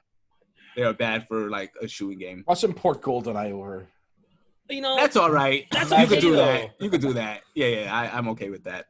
yeah. But the media direct really was the Shin Megami direct. That's was pretty much what I call it. Yeah, this was. I didn't expect this at all. First they announced a Nocturne remaster, which is actually kind of incredible because Atlas does not remaster the games. They don't like money. They leave things on. They really don't like. It was They actually hate money, surprised. actually. Yeah, they actively hate money. Yes. So it was actually a very big surprise when they put it Persona 4 Golden on Steam. I was like, what do you guys? What are you You doing? guys like money now? Since when? Happening? Shin Megami 3 Nocturne remastered. You are actually doing work for this? And it's the. Okay. I assume it's the Dante-less version. I'm guessing. Yes. Yeah. You in place of Dante, you will have I forgot his name. Rio. Omar Epps. Yep. Definitely Omar Epps. But one of the Atlas characters, he's a demon hunter, so it's somebody that should be in the game. But Dante is obviously a great stand-in also. But I guess Capcom is like, nah. son, no Dante for you. Especially because it's DMC2 Dante, which they want everyone to forget about. Yeah, but it's the best design Dante. I know. It's the best design. He's so cool looking. I do like Grandma Dante in 5. Yeah, I do too. I do like Grandma Dante. It's kind of perfect for what it is. Yeah. Yeah. But at the end of it, they finally showed Shin Megami Tensei 5. In shock. That was along with Dragon Quest 11. That was one of the first games ever shown for the Switch. Really? Yes. I don't remember. Why do I not remember that? Oh yeah, they showed that. I thought not thought it was dead, but I was like, oh, they're not. They haven't talked about this thing for like close to 4 years now. Yeah, I don't remember them talking about that. Yeah, they showed like a trailer saying like, oh, this is in development. So they finally showed a great trailer, no gameplay, but I'm like, okay, yeah, this fine. is You know what it is. Yeah, that art style, like that art style on HD system. Like I love Shin Megami Tensei's art style. It's very dark. Mm-hmm. Dark without being boring. Yes. Yeah, like it's very it's unique. it's vibrant even though it's dark. Like there's a vibrancy to it. It pops. But yeah, that was pretty much it.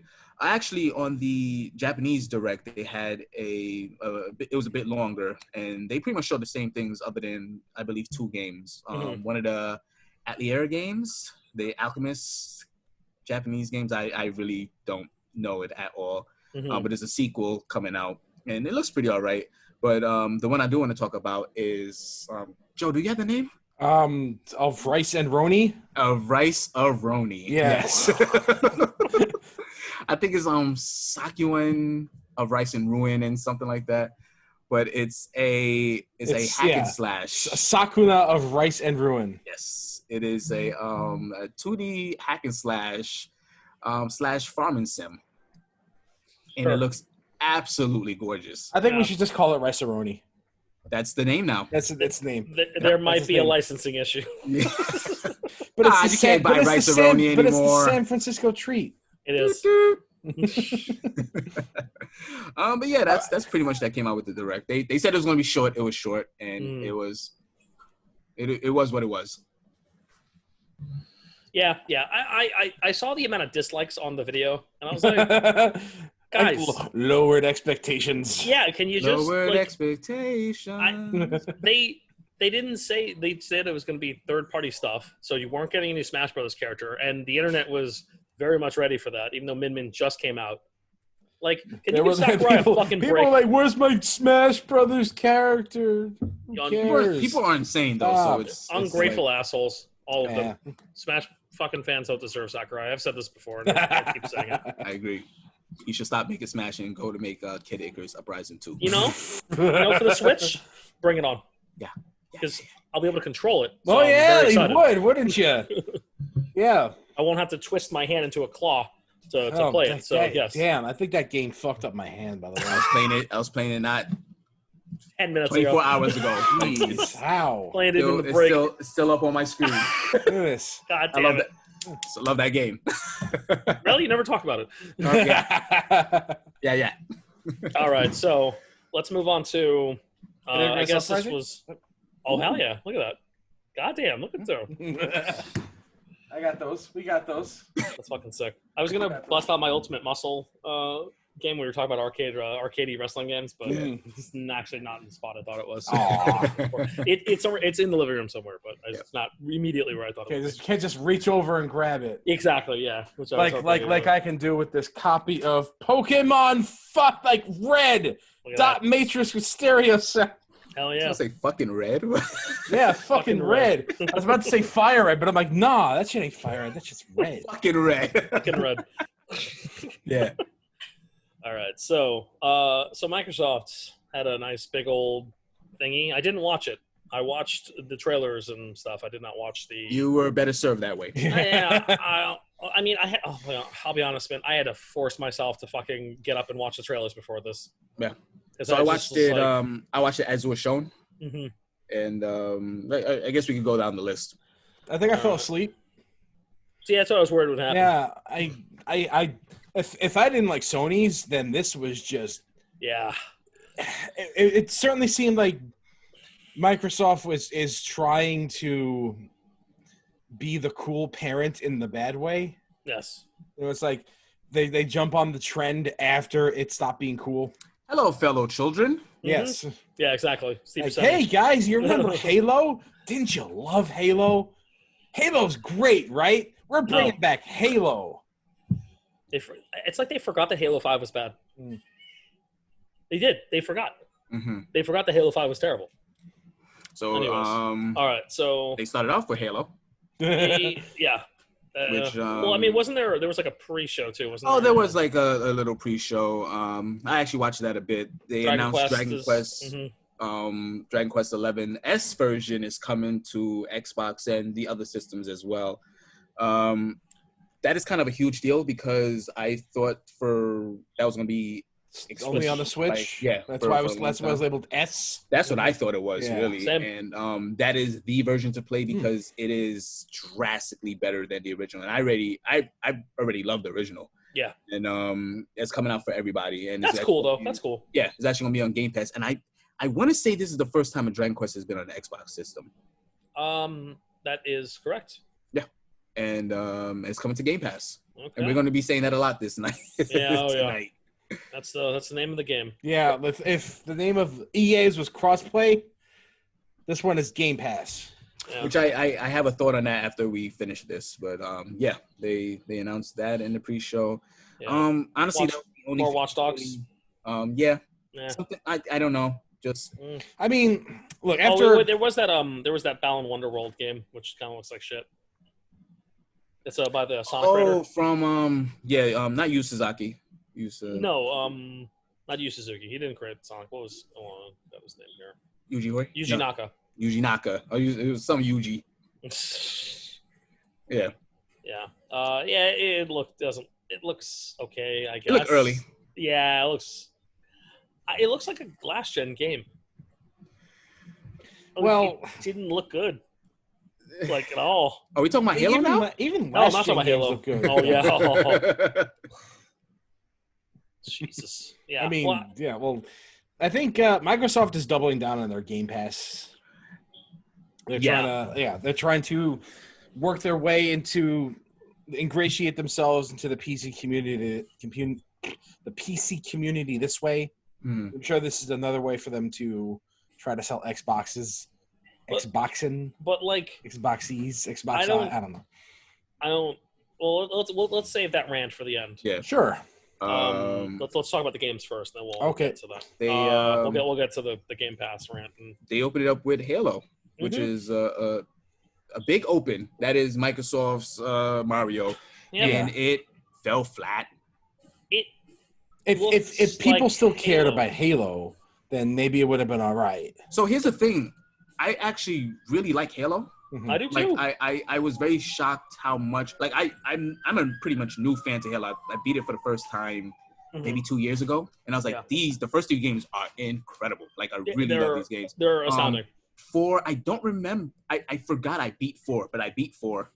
4 is a better game than people like to think it is, but it's not 100% forgettable though. Yeah, it's just not great. It's not I only played the first because there was a terrible PC port for that one. Oh yes.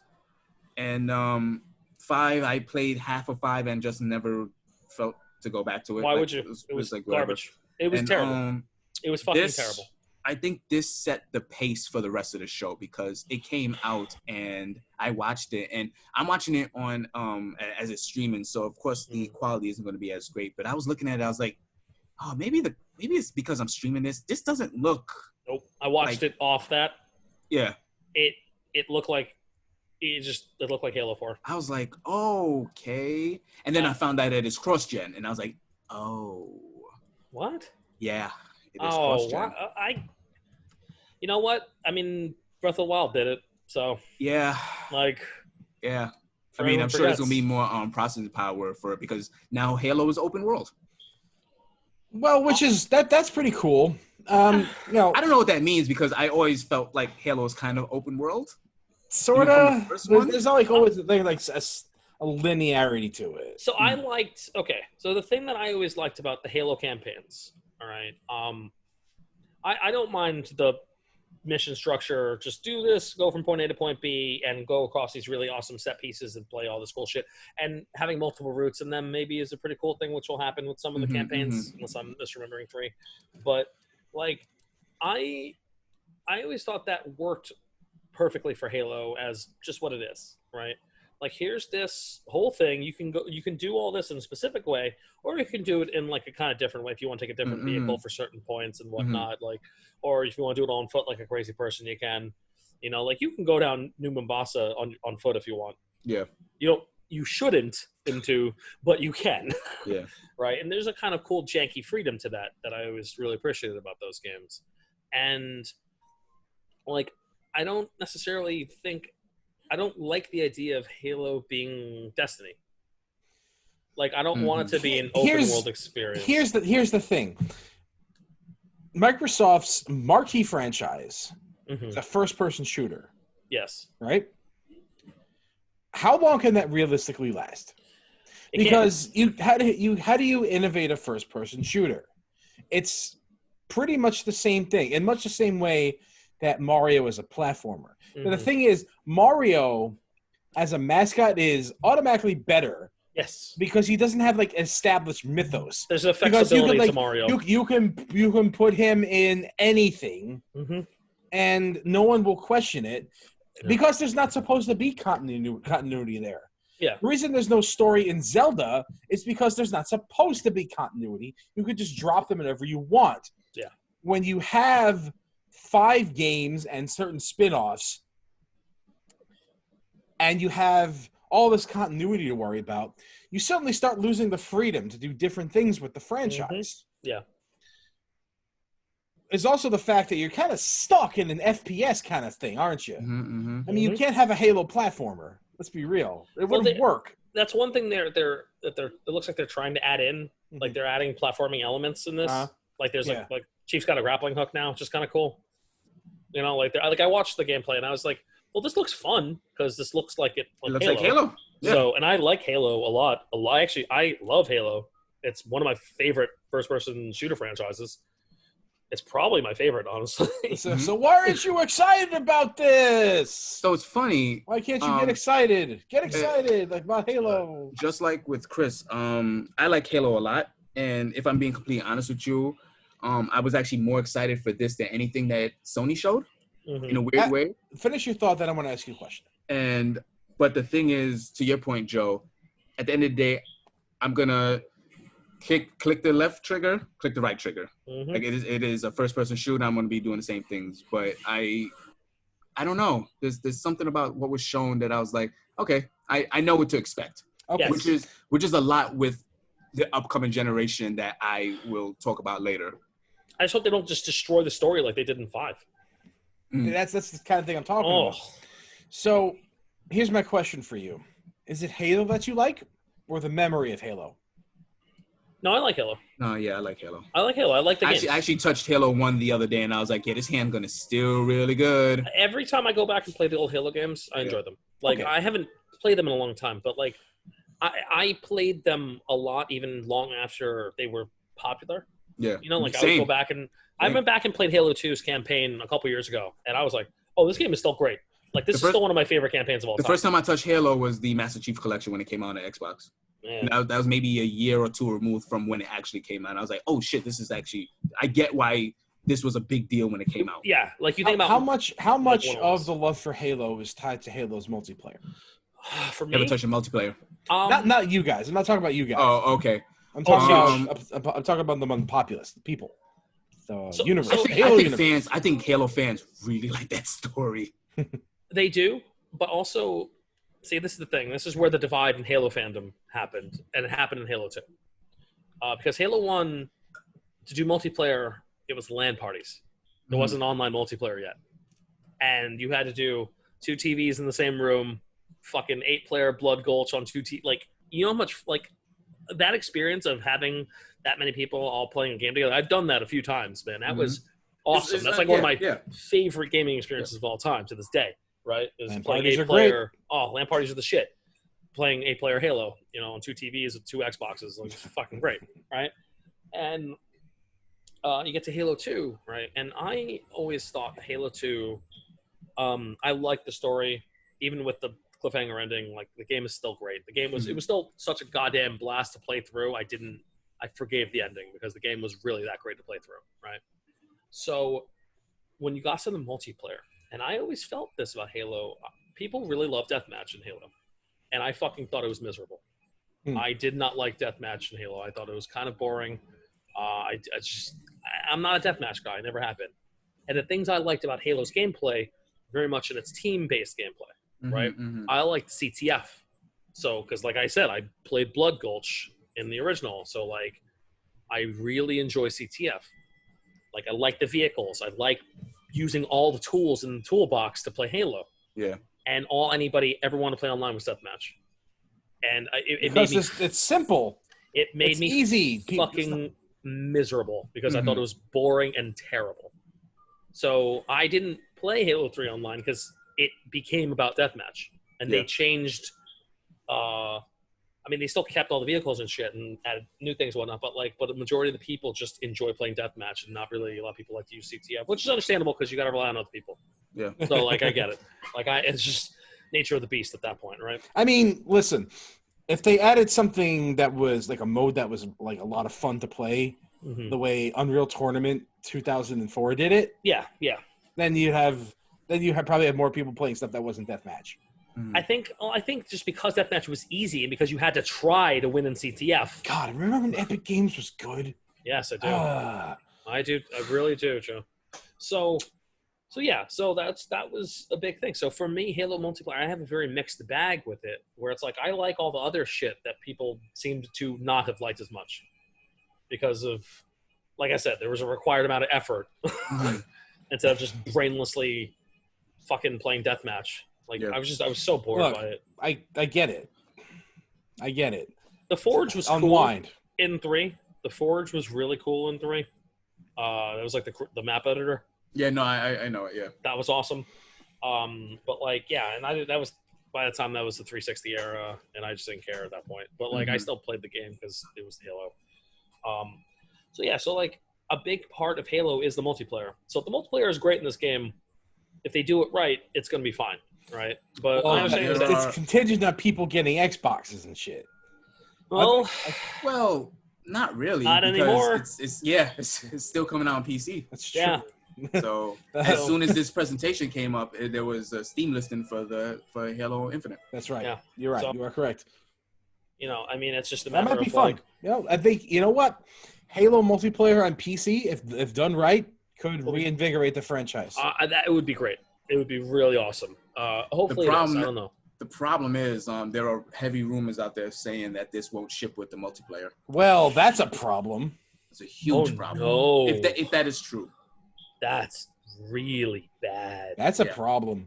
They can't do that. No, Dude, that has to be day and date. They better delay this. Because there's people who play Halo multiplayer the way COD players play multiplayer, where they don't play the story.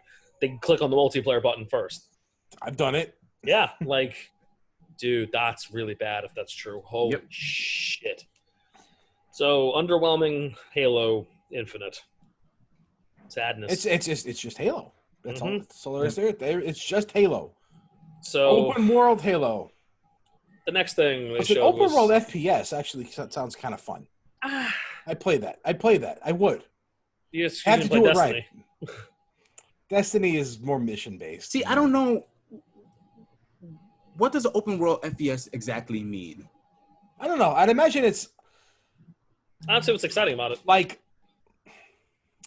what does it offer that any other open world game offers? Like, what's the difference? Except you can't see your character doing cool shit. What's the point? Well, I don't know. I'm thinking about Planet Side. Yeah, the same Planet Side, bro. Yeah, the same Planet Side. It ain't gonna be Planet Side. No. If there's a single thing. Planet Side's not even Planet Side anymore. Planet Side's not even Planet Side anymore, yeah. And I love Planet Side. There are ways to do it. I'm not sure Halo will be the one to do it correctly. Yeah. And it's at the end of the day, it needs to be Halo simplistic. What do you find in the open world that's worth looking for? That's kind of the point. Yeah. And there's all the questions going to come up. And it seems like like this studio is not willing to take risk, not willing to take the big enough risk that they that I think they should have taken with number 5. And they kind of did, but number 5 was kind of just number 2 again. Yep. I don't think you play it safe with this generation. You can't. You're not going to win this generation by playing it safe. No, they need to take risks. Not when you're this far behind. Yeah, Microsoft needed to jump off the cliff. Yep. And yeah, just like Claire did. Right. As I said that. And yeah, they need to jump off the cliff feet first and do the coolest thing imaginable. Yeah. And really blow everyone away. Yeah. And even if you don't blow people away initially, you're like, you know what? At least they're doing something different. Yeah. Exactly. Like, we can't be the only deal. You and I can't be the only people who are like, oh my God, just show something different at this point, please. Well, look, you gotta imagine there's a whole team of people working over there trying to figure out what they can do when the most profitable path to success is here. Yeah. So, like, who are we to tell them what they're doing is the wrong way of doing it? So, look, at the same time, I'm looking at this and I'm like, I'm not buying an Xbox. That's my point, and that's the thing. Like,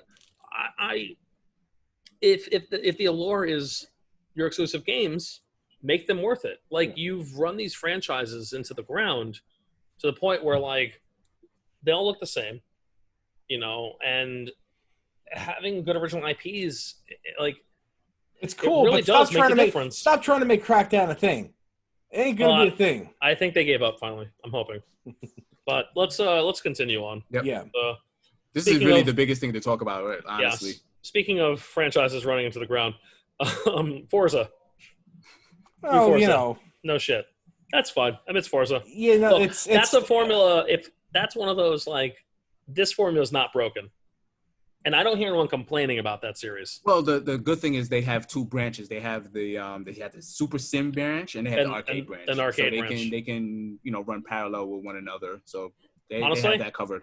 I kind of love that, and that's brilliant. And that's why those games are good. Yep. Because they're not the same. Yeah, there's 2 kinds of race. Like I said, it's 2 kinds of themes. There's arcade and there's sim. You do one or the other, not both. Yeah, not both. And Forza can do both, but doesn't do both at the same time, which is why it's good. After that, they showed, what was it? This is the game. This is the only game that I thought was visually interesting in any way, shape, or form.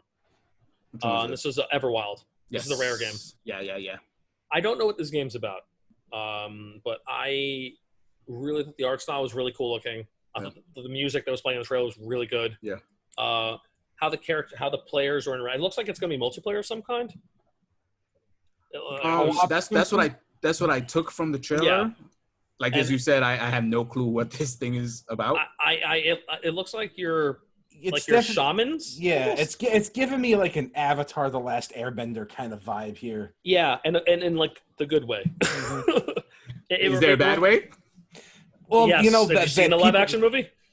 Well, that's not what that's what I was about to say. I mean, like the success of Avatar spawned a lot of copycats in the same way that Ninja Turtles did. So, where you see a lot of stuff in that art style now, and it's kind of getting okay.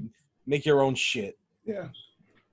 Well, for me, This game looks pretty. It looks really pretty. Yeah. I love the art design. Yep. And as we see more of it, it's the only thing I was even remotely like, oh, that actually looks kind of neat and interesting. Yep. Well, there was a game on the pre-show I was interested. That looked okay. Did you guys see Exomecha? I didn't get a chance to see that. That looked pretty cool. Yeah. Yeah. Take a look at that. Exomecha looked pretty cool. Mech Warrior-ish. It's like a first-person shooter with like big anime robots. Okay. Anime robots. No, you didn't see this? No, I didn't. This game looks cool as shit. Okay. I could be persuaded to that. Yeah, and it's vibrant and colorful, and there's giant robots. You had me a giant anime robots. Yeah, giant anime robots. Look at this shit. It's freaking great. It looks awesome. Easy... I don't know how good it's gonna be, but it certainly looks cool. Yeah, that game looks sick. Yeah, I'm gonna look at that later. It peaked there for me. Yeah, I'm gonna check that out. At the pre-show. Yeah. Just like wrestling. No, it's not true. Well, sometimes it is. Sometimes wrestling likes to peak with its taped matches now. Well, they're all taped now. I know. Like the overproduced ones. But they're all overproduced now. Oh, that is a fucking fact. So, all right. So we had Forza, Everwild. There's a Ori update. That's you can be able to. Still haven't played that. I'm told you hated the first one. I didn't like the first one, but I'm told I will like the second. The second one combat is significantly better. All right, Adam, I'm like. It's still a platformer. I'm like really hesitant on Ori because of the way I dislike the first one, even though I'm told I will like the second. Mm-hmm. I mean, how much is this game really? Let me see. Well, so wait to see if it's on sale. I mean, it's not going to go on sale anytime soon. It just came out like a month or two ago. It was really that soon? Yeah, and the Will-O-Wisps. That was March? Oh, it was March, yeah. Holy shit. Mm-hmm. Oh. Yeah, so it's still like $30. $30 game. Yeah. On Game Pass. All right. What was that? There's a game called Tell Me Why. That looks I'm not saying it. I'm not. Nope. Oh, the adventure game. The Don't Nod adventure game. Yep. Mm-hmm. That looked okay. Yeah. I like adventure games, and I believe the first chapter is coming out pretty soon. Mm-hmm. It is. It comes out next month. Yeah, I might check that out. If they don't get the Backstreet Boys to do a trailer, they failed. Yes. Damn it. So after that, we got Outer Worlds DLC. Mm-hmm. Peril on Gorgon. More Outer Worlds, not a bad thing. A game called Grounded. I don't know if I saw the trailer for that. That was when you're the size of an ant. That was Honey, I Shrunk the Video game. Yeah, pretty much. That one. Okay. Yeah. Right. Okay.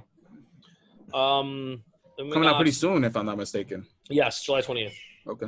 Then Obsidian revealed their new title, Avowed, which showed us practically nothing. Yeah, but it's an Obsidian RPG, so that's something that you're excited about. You should probably take a look at this at least a little bit. I was thinking that's what I said. It'll probably be pretty good. Yeah, it looks like a Skyrim killer to me. Yeah, which I'm okay with. It could be Arrow Simulator. It could be. That was the trailer. I was trying to. Okay. All right. Yeah. Gotcha. All right. Why do I remember this thing? Then we got the trailer for As Dusk Falls. I saw this. I think I watched that. It was just a story trailer. Bunch of people talking. Talking. That's what video games be right now. Oh yeah. Everybody loves it.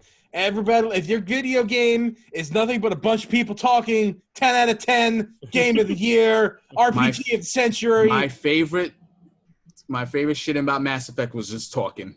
It's true. Yeah, but it wasn't just a bunch of people talking. You know what they were talking about? They were talking about the space shit they were shooting up. That's what we're talking about. This dude fucking driving Jesus, we're gonna fight those space pickup truck. Krakens. Shit. Bunch of people. Yeah. This looks like some kind of Telltale kind of thing with like. It looked, felt, with like cardboard cutout stop motion. Oh, this game. Okay. Yeah. Mm-hmm. Yeah. You just need to announce like the pejorative of what it is, and I'm like, oh yeah, all right. Yeah, I remember this now. Yeah, I remember this. It's so unmemorable. I have to remind you. Yeah. And we got Senua's Saga, which is Hellblade 2. Yep. Gonna be. They just talked about it. I don't think they showed anything from it. No, not one thing. They just said it's going to take place in Iceland. Yeah, I mean, it's Fictional really Iceland. it has very little to do with Xbox. I think everything is getting Hellblade. Yeah, it's just a little bit of extra news. No, it is not because Microsoft owns Ninja Theory. Ninja Theory. So Hellblade is now exclusive. God, if only we could get a DMC 2. A good DMC 2. No. I generally like DMC. I'm not even being ironic. No. I've cooled on that game so hard, especially after DMC 5. Yeah. Fuck that game. I hope it burns in hell. It was not great. I'm sorry. It was boring. It was okay. It was just It was good. I liked it. It was okay. The color-coded enemies sucked, but other than that, I thought it was a cool game. Honestly, I thought the combat was boring as shit. The weapons didn't matter. And, like, the level design was cool. The aesthetics are cool. The art design was cool. Everything else about that game was fucking terrible. I'm sorry. I really cooled on that game. You didn't cool on that game. You hate it. No, because I didn't hate it for a while. Well, we took a look at it, and then we're like, this is really not what we want out of Devil May Cry. I gave it a fair try. Yeah, and then you try to this wasn't as bad as I thought it would be. And then you got the real Devil May Cry, and you're like, I don't want to play with you anymore. No, why would I ever? I'm never gonna play that game ever again. Yeah, ever. Like, why would I? Just to get made fun of? No. You can go fuck yourself. The vitriol that came with the development of that game, and then the fucking director, he was a fucking asshole. It's like, I don't give a fuck what the people think. It's like, the people are going to spend money? You probably should. Just saying. Contempt for the audience never sold a dime. Well, you don't sell dimes. You spend them. You do. You really do. So after that, Psychonauts 2. A new gameplay trailer. Yay, Psychonauts. Jack Black singing. Oh man. Yeah. I honestly I never liked Jack Black's music. I said it, okay? Okay, that's fine. Yeah, I get it. Yeah. That's fair. You're in a safe space. When I initially saw this, I was like, Brutal Legends 2, huh? How much Tim Schafer stuff can we fit into one game? No, but like I thought when I saw Jack Black in like Double Fine, I was like, okay. You know what? If they made a Brutal Legends 2 the way you thought Brutal Legends 1 was gonna be, I'd play that game. Yeah, it'd be great. You take the RTS shit out, and I'm like, yeah, I'll play this game. Make it like the action game that it was supposed to be. It would have been great. But whatever. God, man. What a game. And we got Destiny 2, blah blah blah. Xbox seen already. And it's coming to Game Pass. There's that word again. With every expansion up to date. And Beyond the Lights, the new expansion coming in November. We got Stalker 2, which was just a fucking trailer with nothing in it. This kind of a big deal. Yeah. Yeah, Stalker's been gone for a long time, and that game is really neat. And I don't think it's exclusive to Xbox. No. Okay, but a new Stalker coming out is initially exclusive to Xbox. Okay, all right, but it's not. It doesn't. I don't think it's permanently exclusive. That is a very cool game. It did things that games are doing now, like 15, 20 years ago. Yeah, it doesn't necessarily mean it's going to be. You're right. Yeah. Anything though. Yeah. But it's cool that they're bringing it back. Yeah. Yeah. I never played the original Stalker. Same here. Okay. I played Shadows of God, I forgot the whole subtitle, but I played one of them pretty extensively, and I liked it a lot. Like, it's hard to play the copycat when you peak the Deus Ex. Yes. Fair. So that was my mentality on it. I get that. it's understandable. So after that, we got the Warhammer 40K Who Dark doesn't Side. love Warhammer 40K? You know, The granddaddy of them all, right? this is more important than that though. Mhm. This is made by the people who made Vermintide 2. So and Vermintide. So I'm actually, because I've been playing Vermintide. I've been seeing you like fucking 4 o'clock in the morning playing Vermintide. I'm like, what's going? I'm on my way to work. I'm like, what is Chris doing? How much Space Marine shit would you have without Warhammer 40K? None of it. You wouldn't have Yeah. StarCraft, you know, like you wouldn't have Halo, you wouldn't have anything without fucking Warhammer. And the fact that the Vermintide guys are working on this. So there's one thing. It's the Mad Max of the Space Marines. It really is. So like the thing about Vermintide, have you guys played that game at all? No, I didn't. I've touched the first one, if I'm not All right. mistaken. Vermintide 2, like when the horde comes over you guys, The Rat Horde, right? the rat horde, when the Vermintide attacks you and you have to like fend that shit off, it is the best representation of like a chaotic battle I have ever played in my life. So Like- from the very small amount I played of it, I actually like it way more than what's the Valve 4-player shooter? Left 4 Dead. Left 4 Dead? Left 4 Dead. I liked it way more than Left 4 Dead. I do too. I think it blows Left 4 Dead out of the water. Yeah. I was like, this is actually a better game than that. And I like Left 4 Dead a lot. Me too. Me too. I think Left 4 Dead's amazing. Yeah. But I think Vermintide crushes it. Like, Joe, you might actually like this game a lot, man. Like, we should play sometime because that shit is fucking fun. That game is amazing. It runs on my laptop barely, but it does. So, it works. I'll take it. So, much of the way Killer Instinct does Actually- barely enough to work. Quick aside, I actually didn't know that title was literal. When the Vermintide, I was like, Yeah. oh shit. That is a Vermintide. Okay. And like the personality for the characters in that game is like they're all amazing. They're all fucking great. It's really cool. So I'm actually genuinely excited about that game. If they're making a Warhammer 40K, I'm 100% into that. It's not going to be there till 2021, but still, that looks cool. Well, it's not. It's closer than you think. We're more than halfway through this year now. Maybe. We'll see.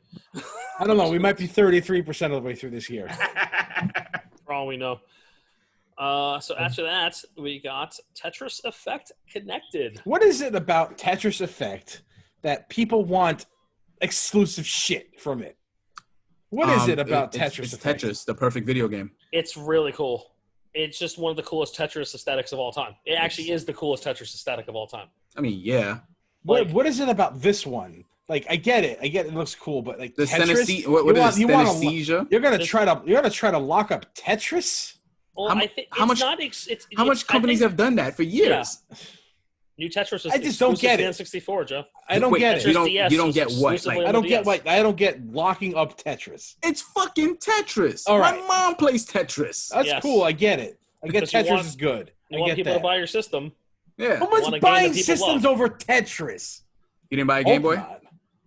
Was that? You didn't buy a Game Boy? I bought a Game Boy because it just happened to be a portable video game system. And it happened to came come with Tetris. And you were like, fuck, I would have bought this if I knew that this came with Tetris. I bought a Game Boy, and I got Tetris for free. That's what happened. You'd have bought Tetris if it was in a pack-in. I might have. I don't know. I don't know. You would have. 100% you would have. I was more interested in Metroid 2. That's understandable. You'd have bought both of them. I did. No, I didn't. I got one of them for free. Bought a Game Boy. I got one of the best Tetris ever made. Yeah. So this Tetris is, it's got multiplayer in it. Mm-hmm. So that's already. I was actually surprised that it didn't have that before. Yeah, me too. I was wondering why. Oh, didn't have? No, it didn't. Tetris Effect didn't. That's one of its. Even local? No, not even local. Super interesting. Yeah, single player only. And I'm interested to see. And apparently, I don't know if this is exclusive. I think this is timed exclusive as well, because I said they stated it will come to their systems eventually. Yeah. Well, I know Tetris Effect is available on Epic. Yeah. But this is a different version. Expansion, or it's an expansion, I think. Okay. Or a new version, either one. Okay. I'll be honest. If they sell it as an expansion, I'll buy it in a heartbeat because I love. Because you love the Tetris Effect. Oh, the game was so great. So yeah, so that's cool. I'm into that. I'm into multiplayer for that. They Actually, look looked like there was from the trailer. Looked like there was a co-op mode where Yes. Multiple people were like trying to get fill up lines and stuff like that. Yeah, that seems really cool. There's a co-op mode, which is neat. I'm very into that as well.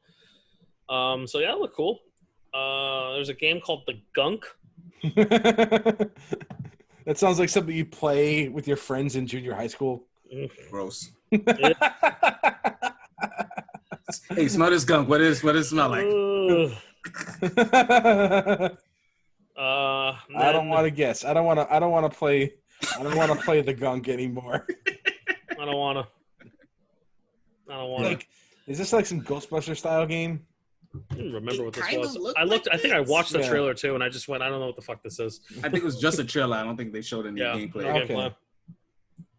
And then we got more. Was it Phantasy Star 2? Yeah. Which Phantasy Star 2. Well, how many years later? Like people are excited about this. It seems like a huge overhaul from what Phantasy Star 2 actually is, because I was like, is this Phantasy Star 3? And then when they said 2, I was like, all right, hold on. 2 never looked like this. So I watched the old trailer. Is it a Realm Reborn? Yes, that is exactly what this is. From what I gather, I'm like, oh shit. I never got the whole Phantasy Star thing. I wasn't there when it was the thing, so I obviously wouldn't have gotten it. If you didn't have a broadband connection, and in 1999, you probably didn't. And the Dreamcast. Yeah. So it was enough of a thing.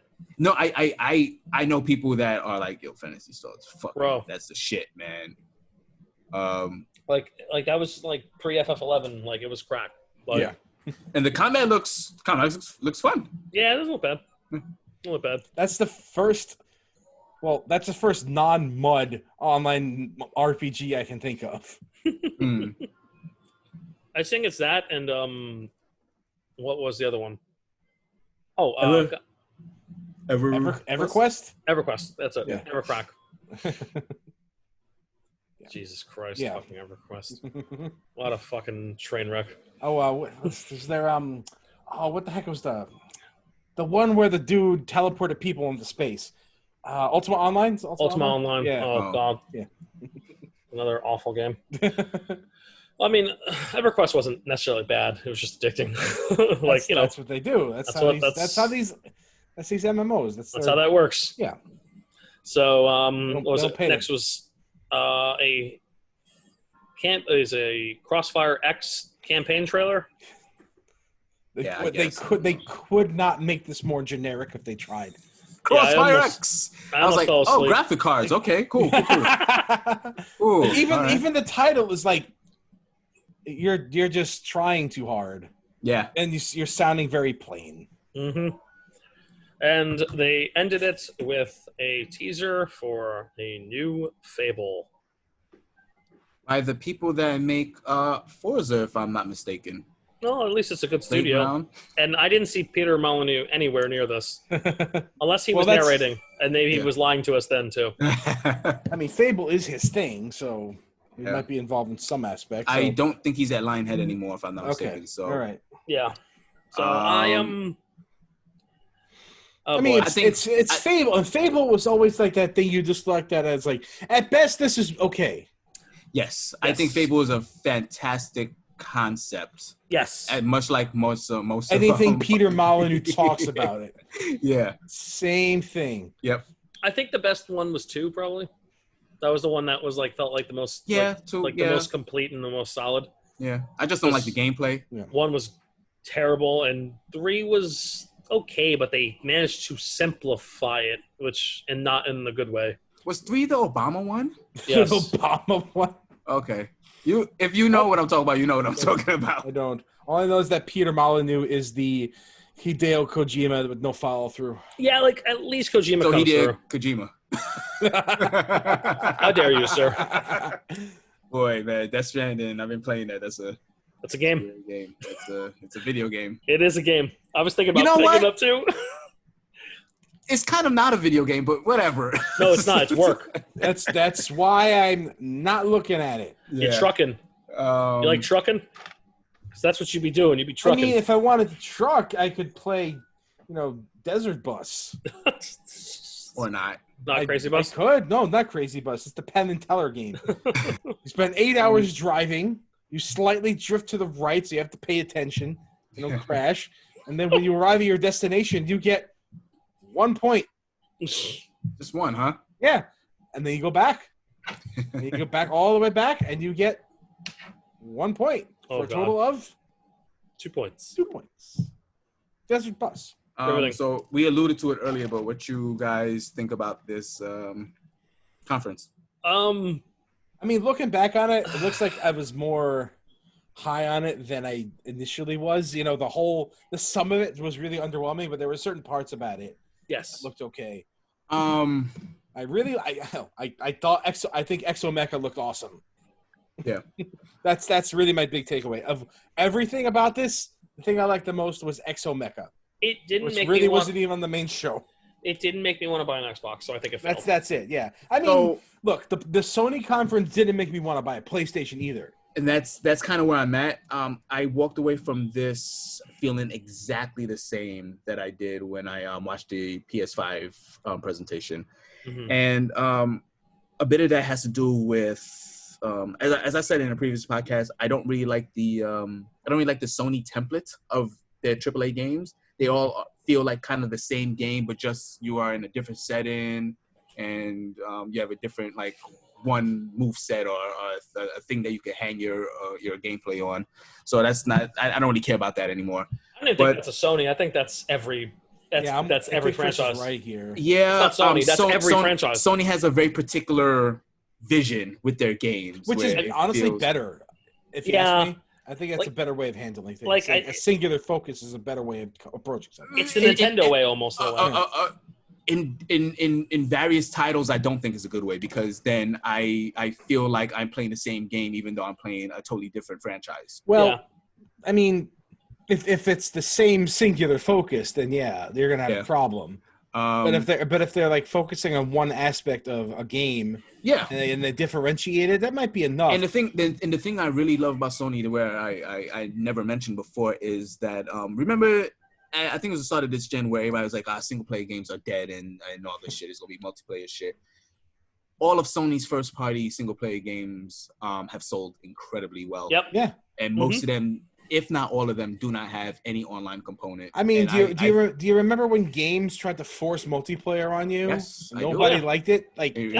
Remember when EA did was like, if you buy a used copy, you have to fucking pay a $5 pass to play. Fuck that. Yeah, I remember that. That went away real quick. Yep. But the thing that I walked away from this with the Xbox One, and it cemented in my feelings, was for previous generations, every time something came out, like when they show like a thing for the new generation, I always walked away and was like, that couldn't have been done last generation. Yeah. There is a paradigm shift in what they are doing with this gen that I need to know what they're doing in terms of like game development. When the PS3 360 generation came out, I remember seeing the Assassin's Creed for the first time and seeing that the crowd technology. Yes. And I was like, that is fucking cool. Like him just blending in the crowd in the crowd. I was like, this is awesome. That felt next gen. That felt like this looked like the next logical step to how we would imagine this kind of immersion. Like there's nowhere left to go. You've reached diminishing returns with your improvements. So if you look at let's then take a look at PlayStation, because they're numerical. We can go in order from 1, 2, 3, 4, 5. Yeah. One, you could see the polygonal progression. Yes. From 1, it was very triangular. 2 was more you could see the improvements on the PlayStation itself as it was going on. Yeah, and by the time 3 rolled around, everything looked pretty smooth, if not, little, not completely, get the man pause.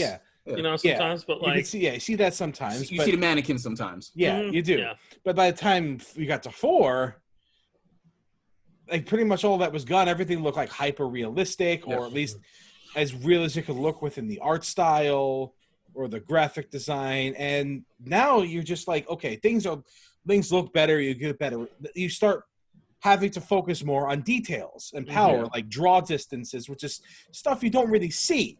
Yeah. You don't really see. It's more ambient. It's there. Like you get better shadows, better water effects, better reflection, better hair, which they're still trying to tackle. It's still trying to tackle hair. Yeah, better exactly. physics. That's stuff that's not apparent when you look at it. You have to look for that stuff. You have to see it in motion, and then even then you'll miss it because if you're looking for it, you might get this uncanny valley effect where it's like this may look too real. Mm-hmm. Like when things look like they should, when it's like simulated so that it looks like this would actually be happening if this were a real life scenario, you stop paying attention to all those details. Yeah. Because it's just like, okay, this is how it should look. So Yeah. you don't really see the subtle improvements that are coming in. Certainly not on a first glance. So if you're looking at something new like this, where you've reached a diminishing point of returns with graphical improvements, it's not going to be as apparent as it was in previous generations. Yeah. So we've hit a wall as far as being wowed by new consoles. Like this is what happens, you know? Unless some big advancement in technology comes around, we're not really going to see much because we live in a three-dimensional world. Yeah. And we've already pretty much, I've gotten to the point where we've mostly conquered it. Yeah. We're not going to go any farther than that. I have actually, so I was thinking about this, right? I actually was genuinely like, thinking about like what kind of game could happen to really push the envelope from a technological standpoint, possibly from a gameplay standpoint, that would take full advantage of the craziness that the power that these consoles would be able to provide, right? Or even the highest end of PC gaming at the end of the year, which it'll be on the same par, right? Yeah. And I was thinking about it, and this came to me earlier when I think we're touching on it, like when we were warming up earlier, and I realized like, okay, so remember the Unreal Tech demo? Yes. From this year. Yeah, the one they showed this year. Yeah. Mm-hmm. Like, remember that when she does that crazy high speed glide? Yep. Right? Like, okay, so now is the time that if you were to do a game like say you did Saints Row 4 now, where it's just fuck it, go crazy, break the game, go nuts, right? Or maybe they did something like, I don't know, a Superman game, like a proper fucking Superman game that you would actually be able to move at the speed that would make you feel replicate that feeling of playing as a being with that kind of power, you know? Or even something along those lines, like maybe not Superman, just insert character here with that kind of power set. Yeah. You know, like something that would really push the boundaries of like, because like as far as like trying to design a game around that, I don't know what that means, but my understanding is this processing power would enable something like that to be done finally, right? Maybe the game designers are in a rut. Maybe this is now the approach of the Western game. Well, the Western game developers start to fall a little short, like when Japan did back in the PS3 360 generation. Yeah. Where Japanese game design really fell off or fell behind. Bad for a long time. For a long time, you know? And maybe this is just at the point where Western developers kind of have to shake it up because everything's starting to feel the same, you know? Yeah. And, like, I think... You know what? Japanese games are coming back in vogue. They are. Yeah, well, 2017 was a huge year. Yeah. Well, because they took enough good things that, like, from Western development and managed to, like, I mean, if you want to look at the best Japanese developer, it's still Nintendo. You could just say developer, period. You don't have to put a I mean, Nintendo, you know, you would say that, Theo. He's not wrong. Like, you got another. What other companies still got it? Still got it? Yeah. Like from the old school? Yeah. No one as much as Nintendo. Zero. That's for sure. None. No comparison. No. Like, and it's just one of those things where it's like, yeah, like, again, after playing Breath of the Wild, I'm sitting here, I'm like, how the fuck did this? And I realized how old Nintendo and how long they've been doing this. What was that? 120. Not video years? Games, though. Well, not video games. Yeah. Right. You want to play Hanafuda, you know. Yeah, exactly. They're playing Hanafuda is a different story, but from that approach, it's like, and I would even say that Nintendo, like, there was a period where I was not the biggest fan of their games. That was GameCube, likewise, era. But they outsourced in the right ways then, and it's been a mixed bag since then. I know, you get another M. For every Metroid Prime, you get another M. It happens, you know? So, But for the most part, Nintendo's in-house development is I think still the best. I think they still make the best games. Like, and they're the most consistent, if anything. Right? That is, yeah. Even if you don't like their games, at a very least, they still make the games you look at and you go, I want to play that. Exactly. Like, that's crazy. And is it part of it? Like, oh, well, I just love Mario and I want to play Mario. Like, that's part of it. But the other part is that looks like a fun Mario game. Yeah. I didn't think Mario Sunshine looked good when I saw it. I was like, I don't know. Yeah. Mario Odyssey, I was like, oh man, I can't wait. It's when Galaxy, couldn't wait. It's when you put gameplay first instead of technology. Yeah, and that I think that's still. I feel like Sony and Microsoft are stuck in that same trap right now. They're trying to one up each other with the tech. It's like nobody, even the people who are become more educated on these things, like as far as like gamers Frames go, like and stuff like that. Yeah. At the end of the day, man, they don't give a fuck. We cared when bits mattered. Yeah. And even then, barely. After 32 and 64, nobody cared. Nobody gave a shit. Nobody cared. You know, nobody cared. And like, it's at a point now where I feel like the game design I feel like it's good game design is in the hearts of the indie developers right now. Yep. You know, and Yep. This looked like AAA hell, and I just didn't care. Yep. That's how I'm feeling. AAA is stuck in limbo. Yeah. That's how I feel 100% coming from both these consoles. Because as you said, with the indie development, we are now playing indie games are now the quality where they are better than the games we remembered from our fondest memories. Because they're taking those. They have no restrictions. Yeah. And it's like I'm playing like stuff like Crosscode and Hollow Knight, and I'm like, I like these games better than the thing that they are. Yeah, well, I could talk about Crosscode for hours. Yeah, and look at that, and look how that game looks. I love the way that game looks. Yes, but it's not something where you go to Joe Schmo down the street. Sorry to your fellow brethren, Joe Schmo. I don't give a shit about the Schmo family. Fuck the Schmo family. But you don't go to like the regular person and show them Crosscode and they're like, yeah, what? Like they don't care about that I shit. can't show them. I like in the same way I can't show you what's good about it. You have to experience. Play it. Exactly. Yeah. And games are gameplay first. Like that's like this is a technology industry more than like pretty much anything else, because a lot of times you just have to create things. It's not like a movie where you're like, well, here's a book. I could just put it in a scene. Like I have to create that book for a video game. If games are art, the prettiest looking thing isn't always going to be the best art. Yep. No. You know? See, I would give an example too. Like I think about games that visually blew me away this gen, you know. Not a ton of them. I think the biggest one might have been Guilty Gear. Seriously, crazy. Like it, and Guilty the new one, wild. Jesus, it looks even more wild. Like how did we like what? Yeah, how are they doing? They're doing better animation than the people who make movies, who do actual animation. Yeah. Like what? One of the prettiest games this generation. I think Horizon Zero Dawn is fucking gorgeous, and that game stunning. Bored me to tears. Yeah, but it's beautiful looking. Bored me. Yeah, but I cannot stop looking at that game. Breath of the Wild is probably one of the prettiest games ever. Yeah, I think it's stunning. Yeah. Like even when it chugs a little bit, it's still beautiful. Like the game is still gorgeous. Yeah, just this. You've seen Ghost of Tsushima, right? Oh my god! I have. I haven't seen it. I haven't played it, but I've seen it in motion and I've seen it in action. It is real pretty. It looks like it's running on the on the new stuff. Yeah. Like it doesn't make sense. That's honestly the only reason I was going to buy it. I think the only reason it's pretty. That says a lot right there. Exactly. That says a lot. It looks like a fucking movie. Like when you say you want to buy a game because it looks really pretty, in this generation, that says a lot. Yeah. That game looks out of control. Like I think the only reason I didn't buy it is because I'm in the middle of Zelda. And it looks like it's very similar to a point where I'm like, I don't know if I can do that right now. Yeah.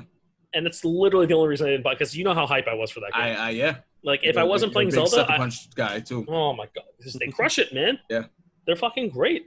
But yeah, I don't know, man. That's got Mongols in it. Yeah, it's a cool period. It's not historically accurate, but it's My cool. anaconda don't want none unless you've got Huns, bun.